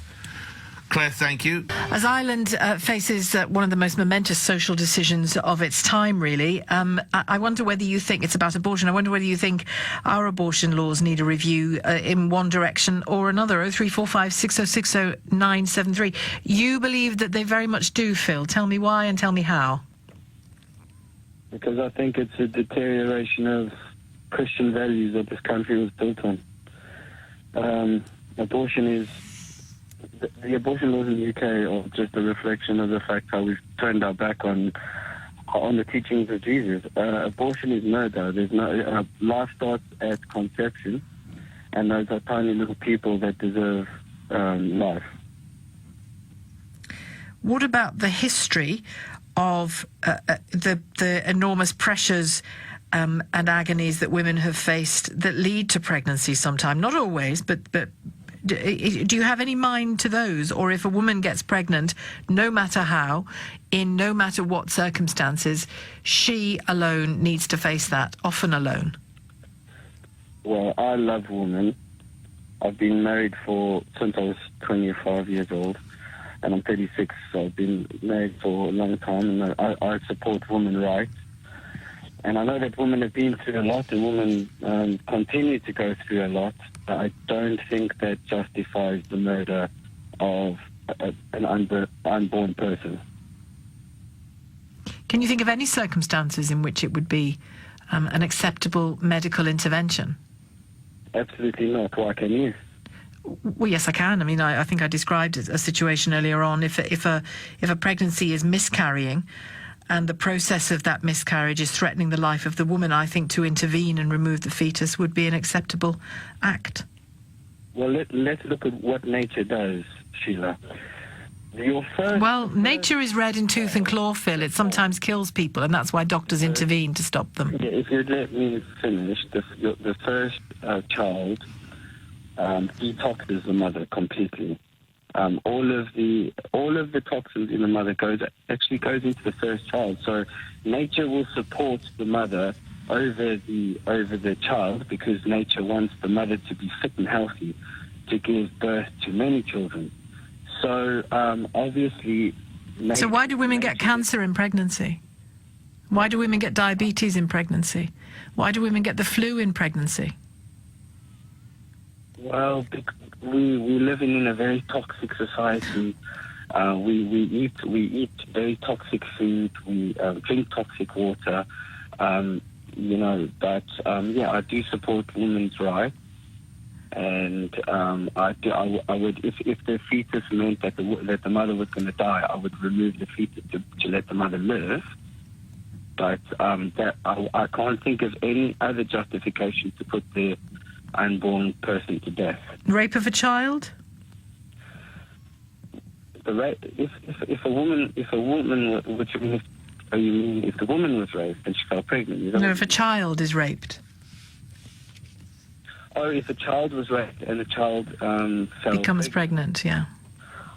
Okay, so do you think, Sheila, that if God forbid if that did happen, do you think that the unborn person should be put to death because of the evil deeds of that child's father? Do you think that child should be put to death? Well, do you? It's not a choice I would ever make lightly for a daughter of mine, but it's conceivable that I would make that choice for a daughter of mine if she was 12, had only just begun menstruating, and then was assaulted and became pregnant. It's conceivable that I would take that route on her behalf. Yes. You'd be a very good politician, Sheila. Just say yes. Answer my question, yes or no. Do you think if a child got raped and fell pregnant, do you think that the child, the unborn person, should be put to death because of the deeds of that child's father? I don't think they should be. But I think they could justifiably be. And I'm sorry if that's too much of a... I mean, you're speaking to somebody here, Phil, who has very conservative views on abortion in terms of the choices she herself would make, I myself would make. But I also accept, and I don't think you do, that it's complicated and that young children are assaulted and do get pregnant and do need help and do need intervention and shouldn't be going through a pregnancy while their body isn't fully grown. Let's put the unborn babies to death. let's kill an unborn baby because of the evil deeds of the child's father. So you see it only through that prism. You don't see it through the rights of the living child as well, the already living child. This is a person who's living, who has a beating heart, who has feelings. Yeah. Well, not straight away they don't have a beating heart, but no. But yeah, I get that. I mean, you know, I get what you're saying. And they do. But you choose the unborn, as yet unformed child over the living 12-year-old child. No. If I do. I choose the 12-year-old child. I would choose if the baby would put the 12-year-old child's life at risk, then the 12-year-old child should be put as a priority. But I think that the 12 her physical life, her mental life, her future reproductive possibilities, which bit of her life would you protect and which wouldn't you? I would go for life every time. That's why that's why I believe that the unborn person deserves life, and I can't understand how anyone would say that the child deserves to die because of what the father had done. But do you accept it's more complicated than that, or not? Do you accept that it's more that you're complicating things too much, Sheila? And do you accept that it's not that complicated, Sheila? Is that it's a living life that deserves to live? It's not complicated for me personally. I'm certain that I wouldn't have an abortion because I got pregnant accidentally. What I'm not certain about is what I would do if I discovered there was a terrible illness attached to my fetus at 20 weeks. I don't know. I've never been in those shoes. I don't know. If my 12-year-old child was pregnant, I couldn't tell you with certainty that I wouldn't seek an abortion for her. I'm telling you, it's complicated sometimes, Phil, and sometimes it isn't. I was in those shoes. Because what happened is, the doctor asked us, would you like a Down syndrome test? So we thought, I don't know why I would say no. So yeah, let's go for a Down syndrome test. It's free. Let's do it. You see, I would say no to that, but there you go. The results came back saying there's a super high chance that your child is going to be Down syndrome. So we had a big debate, my wife and I, and we both decided that we don't think it's right to put our child to death because our child will have an illness. We don't think we want our child to have life because we believe that our child can still find happiness, even though the doctors are telling us that we're going to have a very, very difficult life now. And our life can be much easier if we just put the child to death because the UK law allows us to murder our child. But we say, no, you know what? Jesus taught us that we have to love everyone, and we're going to love our unborn child. We're going to love our child. So you had the right to make that choice. You had the right to make that choice. And in Ireland, people don't have the right to make that choice. We have the right to make the choice because legally we're allowed to murder our child legally. But you know what? God's law is above man's law. Man's law says you can murder the child if you want, but God's law says, no, you have to love. This is God's choice to love. And God's law trumps man's law. So we chose God's law over man's law, and that's why I want UK law on abortion to change, because it's not a law based on love. It's a law based on convenience. You know, that it's going to be very inconvenient to bring up this child, you know, and it's not about convenience, it's about life. But everything you've just said there, and I respect it, Phil, but everything you just said there was littered with the word choice. Yes, exactly, Sheila. And I want... You made a choice. Other people want to make a different one sometimes. I'm standing for choice, Sheila. That's what I want. I want choice. I want choice for that child. And that child is going to choose life. Then why would the child choose, yes, I want you to put me to death? Because, no, the child would choose. What about the child's choice, Sheila? The unborn child would always choose life. Okay, thank you very much, Phil, for your call. Phil in full. Mike, hello. Hello. I have got a point to make about this money. That's good. But first of all, I'll just ask you, do you feel at all guilty about not questioning the imprisonment and abduction of Julia Scrapple? I don't believe that's what's happening, but anyway. why do you not... Well, you don't know it's not happening. No, I didn't say I know. I said I don't believe it is. Yes, but if that was your sister, wouldn't you want to speak to her yourself personally? Yes, I would, but it would be her choice whether she did or she didn't.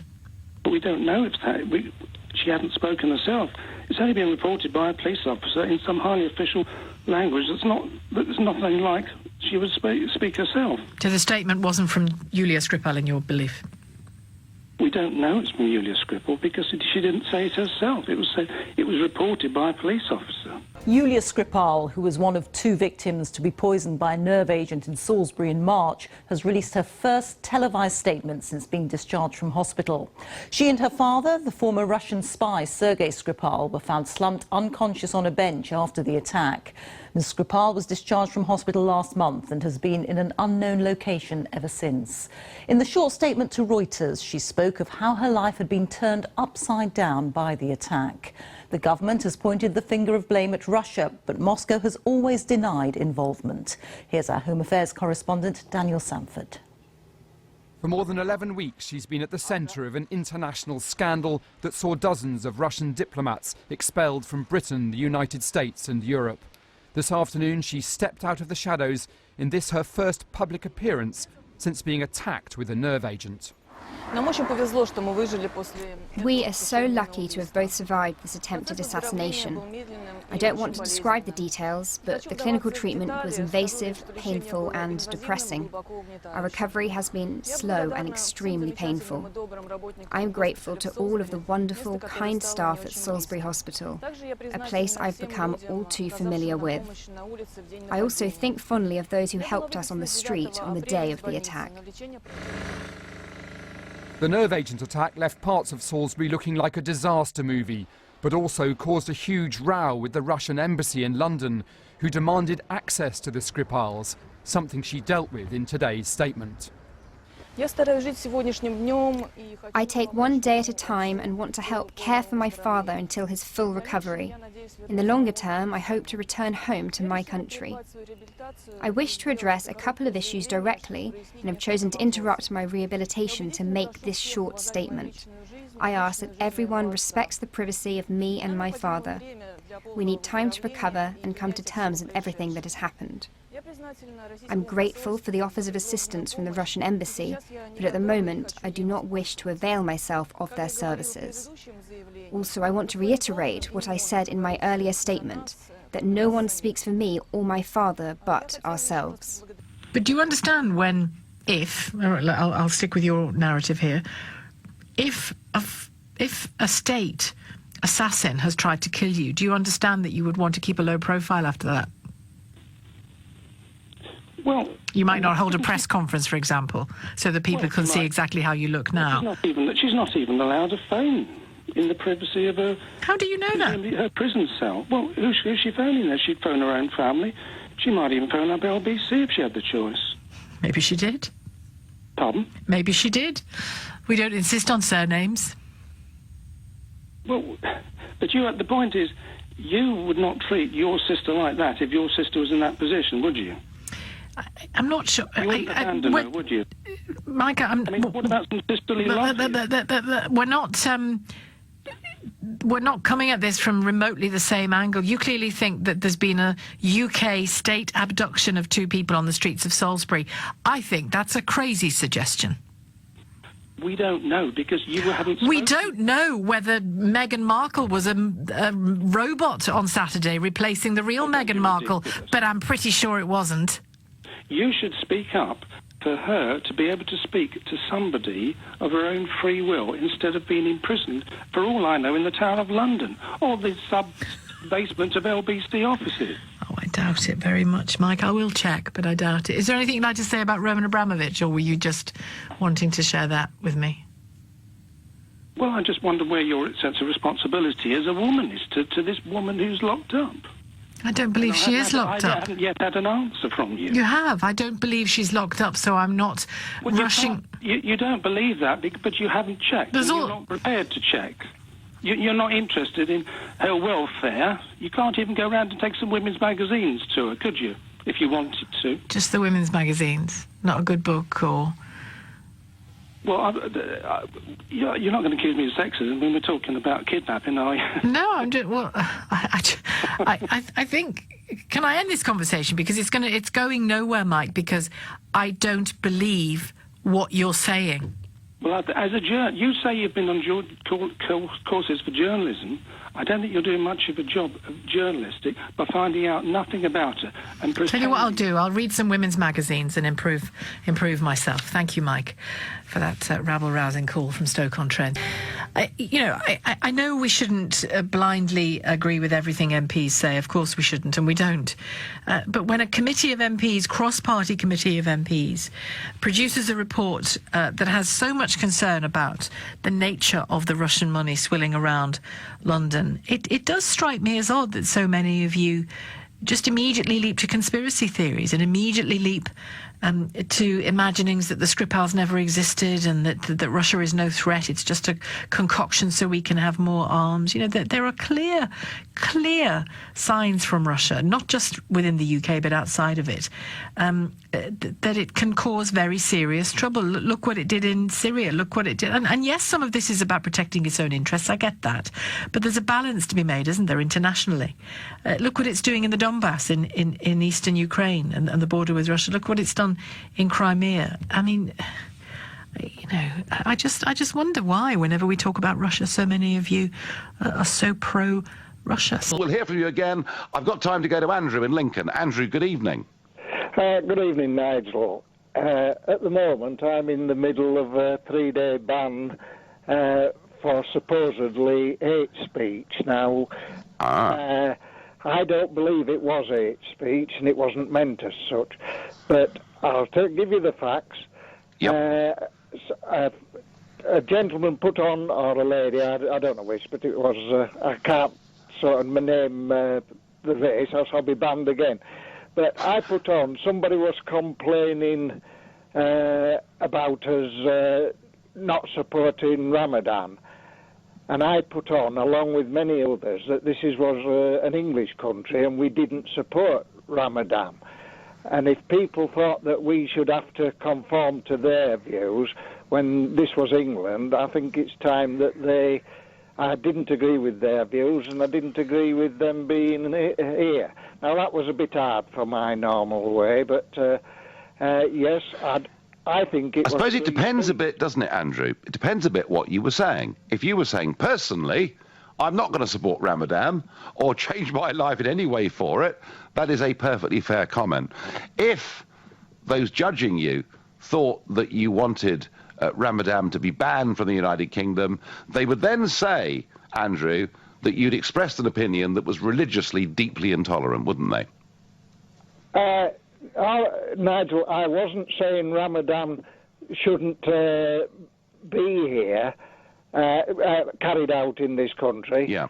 I've a right to be a Christian. People who we've allowed in the country, I might not agree with allowing them in the country, but once the country's made that decision, they have the right to support their views, but they have no right to say that I must follow their views. And you're on a 3-day ban, Andrew, yeah? But I'm on a 3-day ban, and I would like to point out that the American president said very similar things and has banned the people from those countries entering America. Yeah. Andrew, I'm pleased you've called, because the point you've raised is something we're going to debate over the next hour. Should Andrew have been banned for 3 days from Facebook because of what he said, that he didn't want to support Ramadan? So there are quite a lot of users who are getting very worried that they're not able to express their views. Jason in Sutton is calling. What would you have asked Mark Zuckerberg today, Jason? Hi, good evening, Nigel. Oh, you're almost making me feel almost sorry for you today. That's an unusual situation. Right. Poor Nigel, YG, you're such a snowflake. Nobody's looking at your views on Facebook anymore. It's terrible. Well, actually, Jason, they are, right? And Jason, I did make the point. That actually I'm the biggest user of Facebook in all of the European institutions. Now, I have been affected by this, not massively, But, you know, my numbers are down. If I put stuff out, my numbers are down. And the Zuckerberg answer is that they've changed their bias in favour of, you know, people communicating and happy stuff. You know, if you look... Actually, hang on, that's not what he said. What he said was that they've created an algorithm and they're focusing on putting things on people's timelines on Facebook that make them more happy, improve their well-being. If you follow that line of thread, if things that are being shown are making people happier and improving their well-being, what you've been saying, if your views are being removed by this automatic algorithm, it's not somebody sitting there, you're making people miserable and angry. Well, I don't know about that. I saw lots of happy people on Brexit Day. I saw lots of happy people on Brexit Day. All the angry people the point is, you've been talking about tonight, Jason, the point is, free speech. The point is, he argued that actually on politics and current affairs, the numbers were down consistently across the board. Yep. All right? But several independent, you know, social media research organisations produced me a huge dossier of work that show that actually, and this is particularly true in America, but I believe the same principle applies in the UK, it is the conservative sites that are disproportionately down a lot more than the liberal sites. Because they're the ones that are making people miserable and angry. No, these are two separate things. You've just been reading. These are two separate things. One, people who are angry. No, you're missing the point. He's saying that things that make people happy and are good for their well-being are on the up.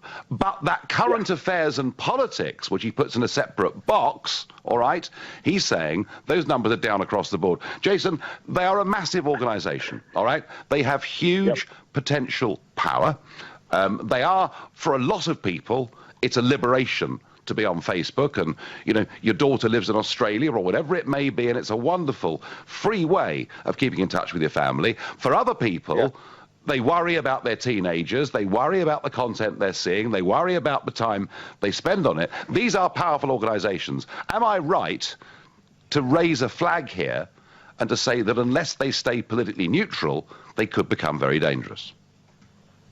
You did raise that point, and he answered it categorically, straight up to you, said, no, we're not politically biased. We have an algorithm that focuses on cheerful, more happy threads, and therefore, if you follow that line of thought, clearly the things that are being removed and seen less are making people less happy. No. Sorry, Jason. Their well-being.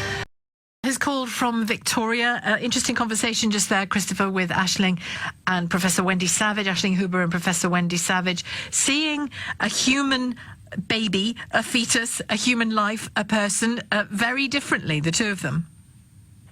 Yes, indeed. Well, Wendy Savage is very anti-science. It is not only common sense, it is also logic.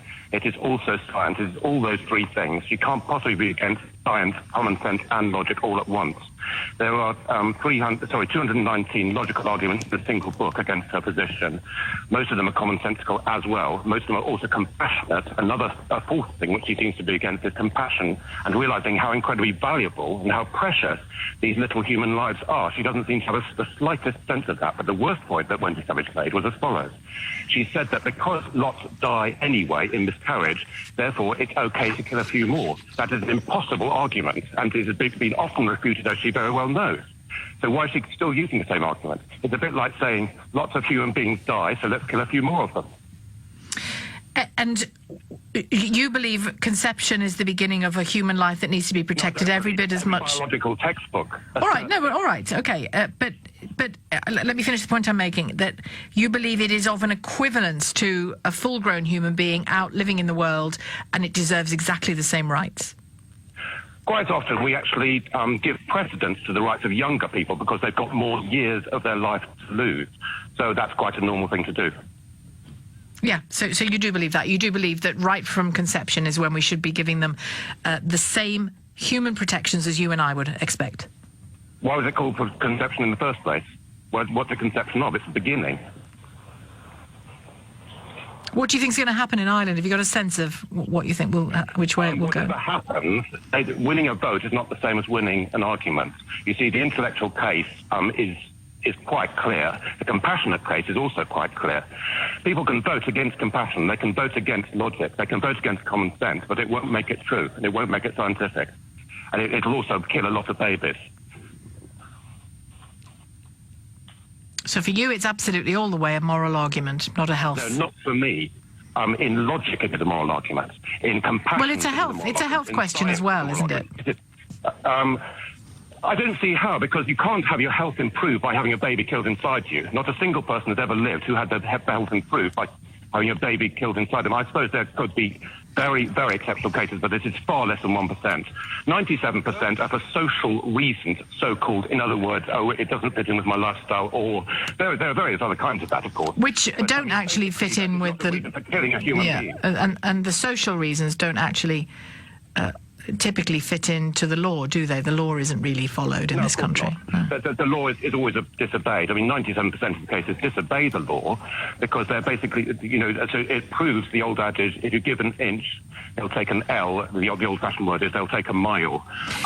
So that's why the same will happen in Ireland, and we should be very cautious of that. In fact, my whole being is crying out with tears inside to think of those precious, precious, valuable babies who are going to be killed, dismembered, with their head going in one direction, their legs going in another, and people all know that this is the case. Who are they fooling? You're killing human beings. We all know it. Christopher, thank you for your call. Christopher in Victoria. Phil in Fulham. You'd vote no, Phil? Why? Yes, hiya, Nick. Well, back in the olden days, they used to believe that it's just a bundle of cells. But since technology has improved and we have, these machines that can look inside the womb, we can see now by 21 days there's a beating heart there, Yeah. We can't use that excuse anymore, that it's just a bundle of cells. They don't even use that excuse anymore. And it's so sad that so many people believe that that's just a bundle of cells. Hey, my brother was born at 20 weeks. My brother was born. Oh, wow. And he's a big, healthy 27-year-old now. I'm pleased to hear it. I think our abortion laws are disgusting. Right. Why? Because why are we murdering these? I have to say, some of my, and I'm sure you're ready for this question, but some of my listeners will find it perhaps a little bit rich that a man is deciding what should happen to a woman should she get pregnant. I find it very rich that people think that the baby is the baby's body. Is the mother's body. So we're not talking about. I have to say, what do you think, as a fella, allows you to necessarily say what way a pregnant woman what opportunity should be availed of a pregnant woman? Oh, good question, Nick. Thank you, Nick. I'd like to remind you of the fact that it takes a man and it takes a woman to make a child. So that child belongs. The father, the baby belongs to the mother, and the baby belongs to the father. So definitely, I don't see why anyone would say the father has no say in it. Okay, I must move on. Toughest question of the lot. I've put it to everyone else who's been on the no side. The young woman who's pregnant because she was raped by her grandfather. She has to go ahead, does she? Why didn't you ask me that, Nick? I just asked you. What happens to that girl? I was in that position. So, well, I doubt you were, unless you were once a woman. I am married to a woman, so that was my child as well. No. This is a mythical case of a woman who's been raped by her grandfather and obviously has fallen pregnant. She wants to get rid of the baby. Sorry, I apologise for that. She wants a termination. Should she be allowed to do that? No. No. I prefer what you said the first time. Should she be able to get rid of the baby? That was a colloquialism I put. That's what you said. No. Okay. So you're saying she should keep the baby? Okay. Let me ask you a question. No. Just answer in a sense because I've got to move on. Should she keep that child? Should the child be put to death for the? I'm going to take it as a yes because I sense you want to go around. Phil, I'm grateful for your input. Thank you. Let's go to Philip in Sandbach in Cheshire. Philip, what's your point? Oh, hello there. Hi. I happen to be an East African Asian myself. And the view I take is that we don't need any more doctors, nurses, or skilled workers because These doctors, nurses and skilled workers, together with the rest, bring in families who place a tremendous amount of pressure on our public services. So I'm in favour of actually cutting back on immigration at all levels and veering to zero net immigration. So you said at the beginning that you were an East African Asian. So you came from where, Uganda? I was born in Kenya. Kenya. So my family immigrated to Britain about over 40 years ago. But I'll be the first to admit that we were allowed into the country on the grounds of our nationality. We were overseas British citizens. But as an immigrant myself, I would never seek to justify my presence here on economic grounds. That doesn't make a great deal of sense, because we immigrants are also consumers of public services. And I say this. But you're also contributors of taxes to fund public services. Indeed. But then I think you'll find, if you think about it more carefully, that on balance, the net economic contribution that immigrants make is at best neutral. I don't believe that at all, actually. In fact, I think the figures show it's quite the reverse. I mean, what have you done in your 40 years in this country, Philip? I'm an electronics engineer by training. Right. And I suspect that's quite a well-paid job, isn't it? So you will have paid a lot of taxes and more than covered any costs that you might incur, the country might incur because of you. Yes, but I mean, if you look at the immigration situation in general, even if you look at those of us who are professional immigrants, for example, and some members of my family did train as doctors in Britain, we compete directly for resources with the indigenous population.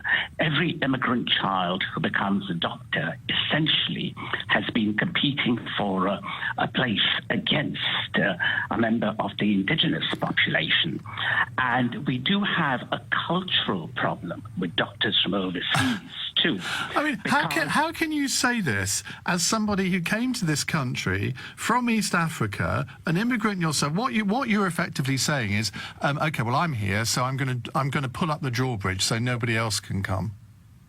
What I'm saying is, and the position I've always taken, is that for a small island like Britain, with a homogeneous population, immigration can only be justified on extenuating circumstances such as nationality or inheritance. Economic reasons really can't be used to justify. Of course they can. Of course they can. If the NHS can't train enough doctors, then of course it needs to recruit them from overseas. If an IT company can't recruit enough skilled IT people in this country, of course they're going to need to find them overseas because of the economic need to do so. And that's an advantage to this country if we recruit highly skilled people. Well, you are confusing several issues here. Skills shortages tend to be both short-term and cyclical. No, they don't. A lot of them are long-term. No, you'll find, for example, within the IT and engineering industries, that in the short term we might have a need for engineers and IT workers with specific skills, but in the long term, the industry does go into a recession. Not in IT. We have had a long-term need for skilled people in IT, probably for the last 20 or 30 years. That's a failure of our education system. I'll happily accept that. We've had a shortage of doctors for many, many years. That's not a short-term thing. There may be some sectors where it is. Philip, slightly, enjoyable, but slightly bizarre call there. Let's go to Lucy in Reigate. Hello, Lucy. Well, I hope Philip doesn't need hospital treatment. And there's no doctors and no nurses. And he's stuck in a trolley for 15 hours. Come on. Let's squeeze in another call. Jazz is in Crawley. Jazz, fan or foe of Donald Trump? Oh, big fan. Here's one for Linda. Truck drivers, starting bonus job in America, $10,000. Starting bonus. Okay. Secondly, Donald Trump is going to do this with Kim Jong-un, and then hopefully we can see Barack Obama for supplying all the uranium and all the weapons in prison. Fantastic. Have a wonderful weekend. Well, Jazz, that's an interesting call. That's Jazz in Crawley. Thank you for that. I don't think we're going to see President Obama in prison. Let's go to the calls. Kieran's in Romford. Kieran, you're on the radio. What are you going to say? Good morning. Morning, Nick. Morning, Jay. Hello, sir. Good morning, Kieran. Morning. As a business owner of a small European express courier company, will the express transport industry survive outside the customs union and single market when we become a third country? It would be very surprising if it didn't, that there are express deliveries between Switzerland and the European Union, and Switzerland remains a third country. That I think there are a lot of scare stories around how business will operate, but you can get express deliveries from the UK to the United States, that it is perfectly possible to implement and work through customs procedures in a highly efficient and streamlined way. But there will be some changes, because we will not be in the customs union and we will not be in the single market. Response from you, Kieran? Right. If I can give you some hands-on experience of where I've been to every border and country in Europe. I've done a job to Switzerland before. I've exported £100,000 worth of exhibition equipment for a medical company from Cambridge. I got sent down what was called a Route 1 at Customs House in Dover. I was there for 7 hours. I then got to the Swiss border. I was there for 5 hours, and I missed the first day of the exhibition. They had to pay a 20% down payment on their temporary imports for their machines that they wanted to exhibit. They missed the first day. It cost them about £10,000, and they were deeply, deeply unhappy. This is not a frictionless border. The Swiss border is not frictionless. You have to stop. You have to go out of your van or your vehicle in your truck. You have to go up four flights of stairs to find your customs agent. You have to get your T1 or T2 forms processed, or your carnet, depending on what you're doing. Then you have to get them stamped by the French, the Swiss, then you can come in. The same applies to Customs House in Dover. There's no infrastructure there. There's no parking. At the moment, you can go there at the right time. You might be in and out in 30, 40 minutes. But when everybody has to clear their customs papers, it will be an absolute nightmare. I just want to know how you can respond to that. Jacob Rees-Mogg. Well, it's a question of having the right infrastructure in place and the systems that deal with this. That if you look at the imports and exports via Southampton to the rest of the world, these are hugely efficient and streamlined because that's what they're focused on. But the issue with Dover is it's not primarily focused on non-EU movements at the moment. Once we're outside the EU, Dover will have to become a streamlined port. Otherwise, they'll find that they lose business to other ports. Won't we suffer the problems we haven't that gentleman suffered in Switzerland? Why would... But Switzerland have been at it for years, and they clearly haven't done very well with it. At least is what I take from what Kieran's telling us. Kieran is telling us about an incident where he had a particularly difficult time getting through Switzerland. I appreciate that. I wasn't trying to minimise it. But the Swiss-EU border is most of the time a very efficient border with very limited delays, as is the Norway-Sweden border. Norway being... border is much smaller than the UK border. You can go via Gothenburg into Norway and clear customs there at a physical hard border checkpoint. You go from Hirtshals to Larvik and clear at the port in Larvik. It's tiny. There are checks indeed between Norway and Sweden because Norway is in the single market but not in the customs union. But the border is an efficient border that you can have, and there are many efficient borders globally, and that is what we should be trying to do. That's what government policy is, to have as seamless as possible. But there will be some changes, of course. I'll let you make your final point, Kieran, because there are. So this will be your final observation, but make a final point to Jacob Rees-Mogg. Kieran? There's not one single white paper that the government has yet produced on road transport apart from permits for trailers, including caravans and private trailers over 750 kilos. Everybody would be affected. Driving licences would be affected. And they're also saying, according to the European Union white paper, it says you'll need a transport manager that must be a resident in an EU country and you must have a premises. This is going to put small to medium-sized businesses out of business overnight. We won't be able to compete, and all you're going to have is the large companies running it. I'll tell you something. One last thing from me. I transport exhibitions. I transport car parts for the just-in-time production line. I transport AOG airport on ground parts. I do band work for concerts. They cannot go by truck. They must go by van. They rely on the smooth and frictionless transport over borders from Dover to Calais, where you do not stop to clear customs. There's nowhere to stop, and it'd be an absolute disaster when it does. All right, I have to finish there. Final rejoinder from you. Well, there will be a white paper. There is a bill on transport going through the House of Commons at the moment, and the issue with driving licence is one at the forefront of the Department of Transport's mind already, and they have a solution in sight. So I think the fears are being overstated. Kieran, do stay in touch. Thank you. Please understand, you have had a long crack of the whip. We move on. Mike in Wimbledon, you're up next. Mike, you're on the radio. Good morning.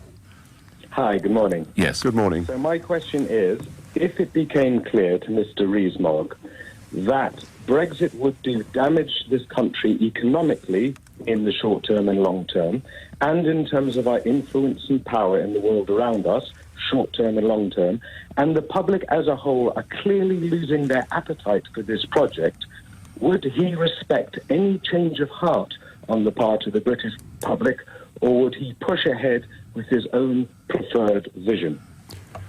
Well, Mike, thank you for the question, which slightly loaded question, which I think gives your view of the issue.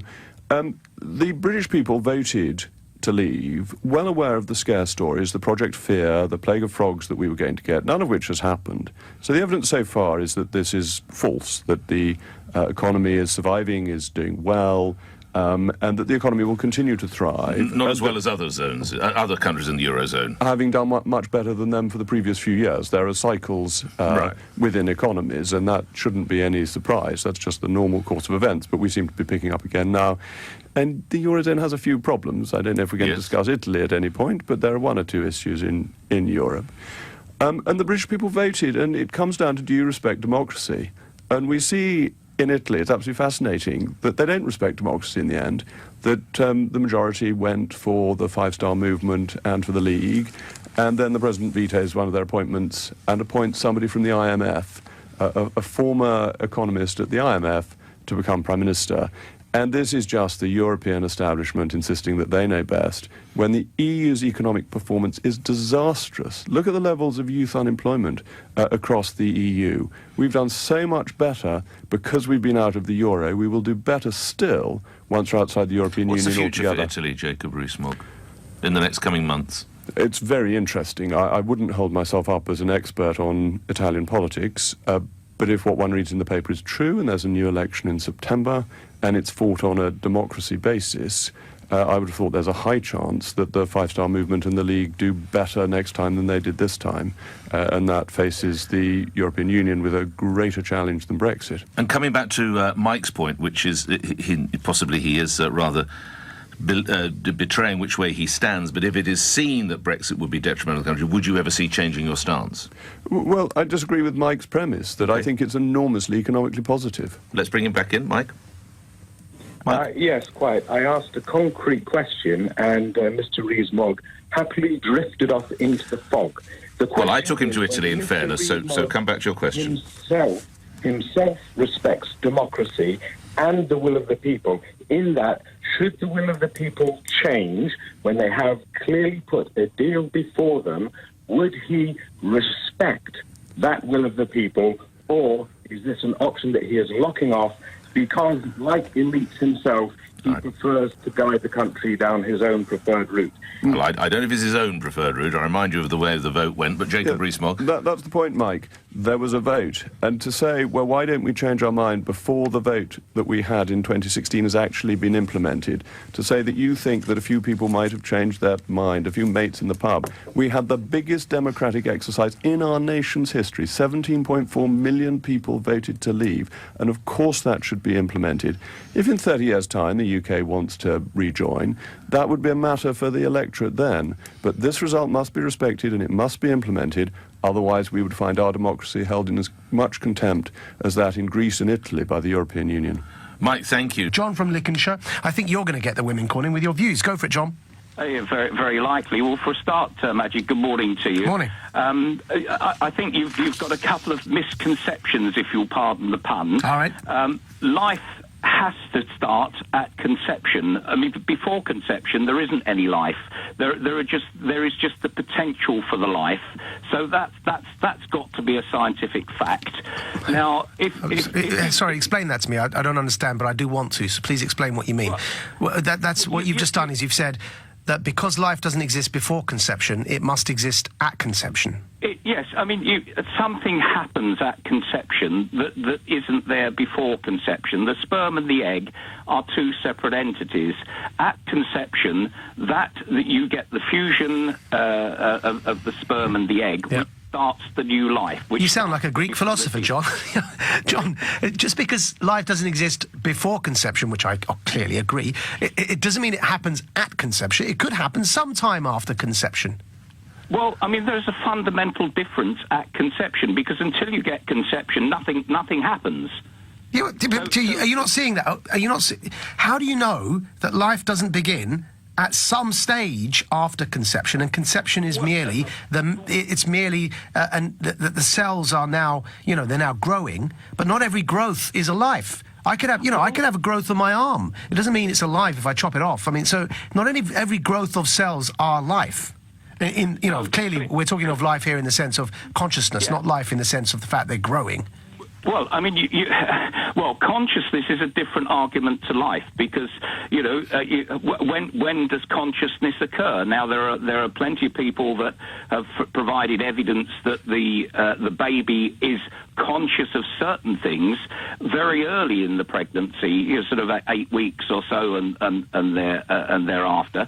So I don't think you can take consciousness as the point at where life. I'm not taking anything. That's my point, John. I think you're missing my point. I'm saying nobody knows when life begins in the womb. Nobody knows when consciousness begins. We don't even know what consciousness is, and therefore, because it's all a guess, and in your case, probably faith, if not faith, forgive me, a guess still. Then at the end of the day, we can't impose our views on other people because they are not definitive. Well, what we do know is that if the baby is left to develop, that at the time of birth, it is born. Now, you can have John, can we quote that from you? John from Lincolnshire said, at the time of birth, the baby is born. Yeah, quite. And it is a that really helps us, doesn't it? How conscious is it at that point? Well, at the time of birth, it's born. Yeah, but is it conscious? I'm just repeating truisms back to you. Yeah, by the way, when a baby is born, it's a baby. So if doesn't help us, John. What happens if you get two babies that are at 23 weeks, i.e., a week below the legal limit for abortion in the UK? Now, one is delivered by emergency caesarean or something like that. It's having all of the might of the NHS thrown at it to preserve its life. The other baby is aborted. What is the objective difference between those two John, babies? you know what? I'm fully ready to concede that the limits themselves may well be arbitrary, and they need to be under constant review. I don't think that with the disparity in various states in the US and then across the world, that they've all got it right. Of course, late-term abortions are incredibly concerning, but what I do know is that because there's so much ambiguity in this issue, because nobody knows when life begins and nobody knows when consciousness begins, what we can't do is take definitive positions and either ban all abortions or allow all abortions into their third trimester. All of us, I think, need to understand that nobody knows what we're talking about, and as a result, we can't impose our ignorance on other women by telling them what to do, and that's the only reasonable position I see we can take. But John, thank you very much for calling in from Lincolnshire and telling us that when a baby is born, it is born. That is really something I didn't know. Denise has been waiting patiently from Chelsea. Go for it, Denise. I just wanted to say that I really agree with Chris that was on the line to you previously, and that you was quite rude to him. What he stated is how a lot of people feel. What the data is the data which you have in front of you. But if you're saying the increase of having children is down far less, why is it, even in our country, out in the countryside, we cannot get on the road? Why is it wherever we are today? I'm not talking about London in the cities. I'm talking about in the country. Denise, we are absolutely overcrowded in this country. And I think most your feelings, Denise, believe that. Denise, your feelings are irrelevant when it comes to the facts. Now, our cities are crowded. Hold on, let me just explain to you something. Denise, your feelings are irrelevant. The facts are we're not having as many babies. That's just a fact. Well, that's fine. But if that's what the data states, then that's fine. But what he was trying to say to you is, what is going on in this country today, the population, whether it being babies born into this country or whether it's being babies brought into this country, is what's happening. Because in the years I am now in my 60s, even 10 years ago, we cannot even get on the road. Denise, the population is rising because of... Denise, what's happening? Let me explain something. Let me explain. This is precisely... Of immigration. Yes. They're illegal. It is. Of course it is. Illegals in this country Denise. as well. And, I'm sick and tired I can see that. racist rubbish. Yeah. Because nobody is there. I'm not racist, and a lot of other people aren't. But we're sick and tired of hearing it when us as British people, if we stand up and say one thing, we're racist. Well. What about what they say to us? What do they say to you? Tell us. We can't say... I had someone text something the other day about white skins. Is that racist? Of course it's bloody racist. But do we say anything? No, we don't. Yeah, you're furious, clearly. I think everybody is sick of it now. Yeah. The way our country's I go up the town... Denise, do you want to calm down a bit? Denise, you're on national radio. Do you want to... Denise, listen, you're on national radio, you're swearing and you're shouting, and you're not letting me even get a word in edgeways. You want to relax? Sitting in a city... begging. You're not doing yourself any favours here, Denise. Everyone listening is thinking this woman is angry. You're trying to... It just infuriates a lot of people. It's I can see that. Me. You really are. The phone just now was correct on what he was saying. You're infuriated. I don't care what your data is. That's what he was saying. I don't care what your data is. Should become a slogan on a T-shirt. Why don't you put it on your T-shirt, Denise? I don't care about your facts. My feelings are more important. Now, Denise, first of all, I apologise to people for the language that Denise used there. Denise, I'm happy to have you respond to what I'm about to say, but please allow me to get a word in edgeways. Now, the truth is, whether you care or not, the data indicates that we are at an all-time low in terms of birth rates. So yes, if you're sensing that our population is rising, of course it's because migration is filling that gap. Now, that's what I was trying to say. The reason migration is filling the gap is we still need a young workforce to care for the elderly workforce. You've got one of two alternatives. Either the fact that because we're living longer, the elderly workforce don't have anyone young who are able to then work and pay tax to look after them in the NHS and the care system, which means that they are then neglected, or we allow for migration. There is no other way around this. So you can't really have your cake and eat it too. Now, at the same time, you're going to require at some stage in your life care as well. It's the same problem across Western Europe. It's the problem that Angela Merkel tried to solve, and I think solved it in a wrong way, because I don't agree with open door policies. I agree in a controlled migration flow that is measured and paced and allows for our infrastructure to keep up with it, and allows for integration and cultural assimilation to keep up with it. All of that, I think, is necessary. Otherwise, you end up with a backlash in the form of the far right, as Germany is now currently witnessing. The far right neo-Nazi party, the AfD in Germany, is the third largest bloc in parliament. That's a backlash because Merkel didn't control the migration flows. So yes, it's important to control flows, but ultimately immigration is needed to create a taxpayer base that will pay for the elderly population who are living longer. So yes, population overall is increasing, but the young population aren't increasing because we're not having enough children, and that's what immigration is there to solve. Now, Denise, I'm going to have you respond to that, but you've only got about 10 seconds, and please keep it calm. I did a statement to you before about the young people in his town. That's what he was trying to say to you, but you wouldn't even listen to him. That's anecdotal. It doesn't address the statistics.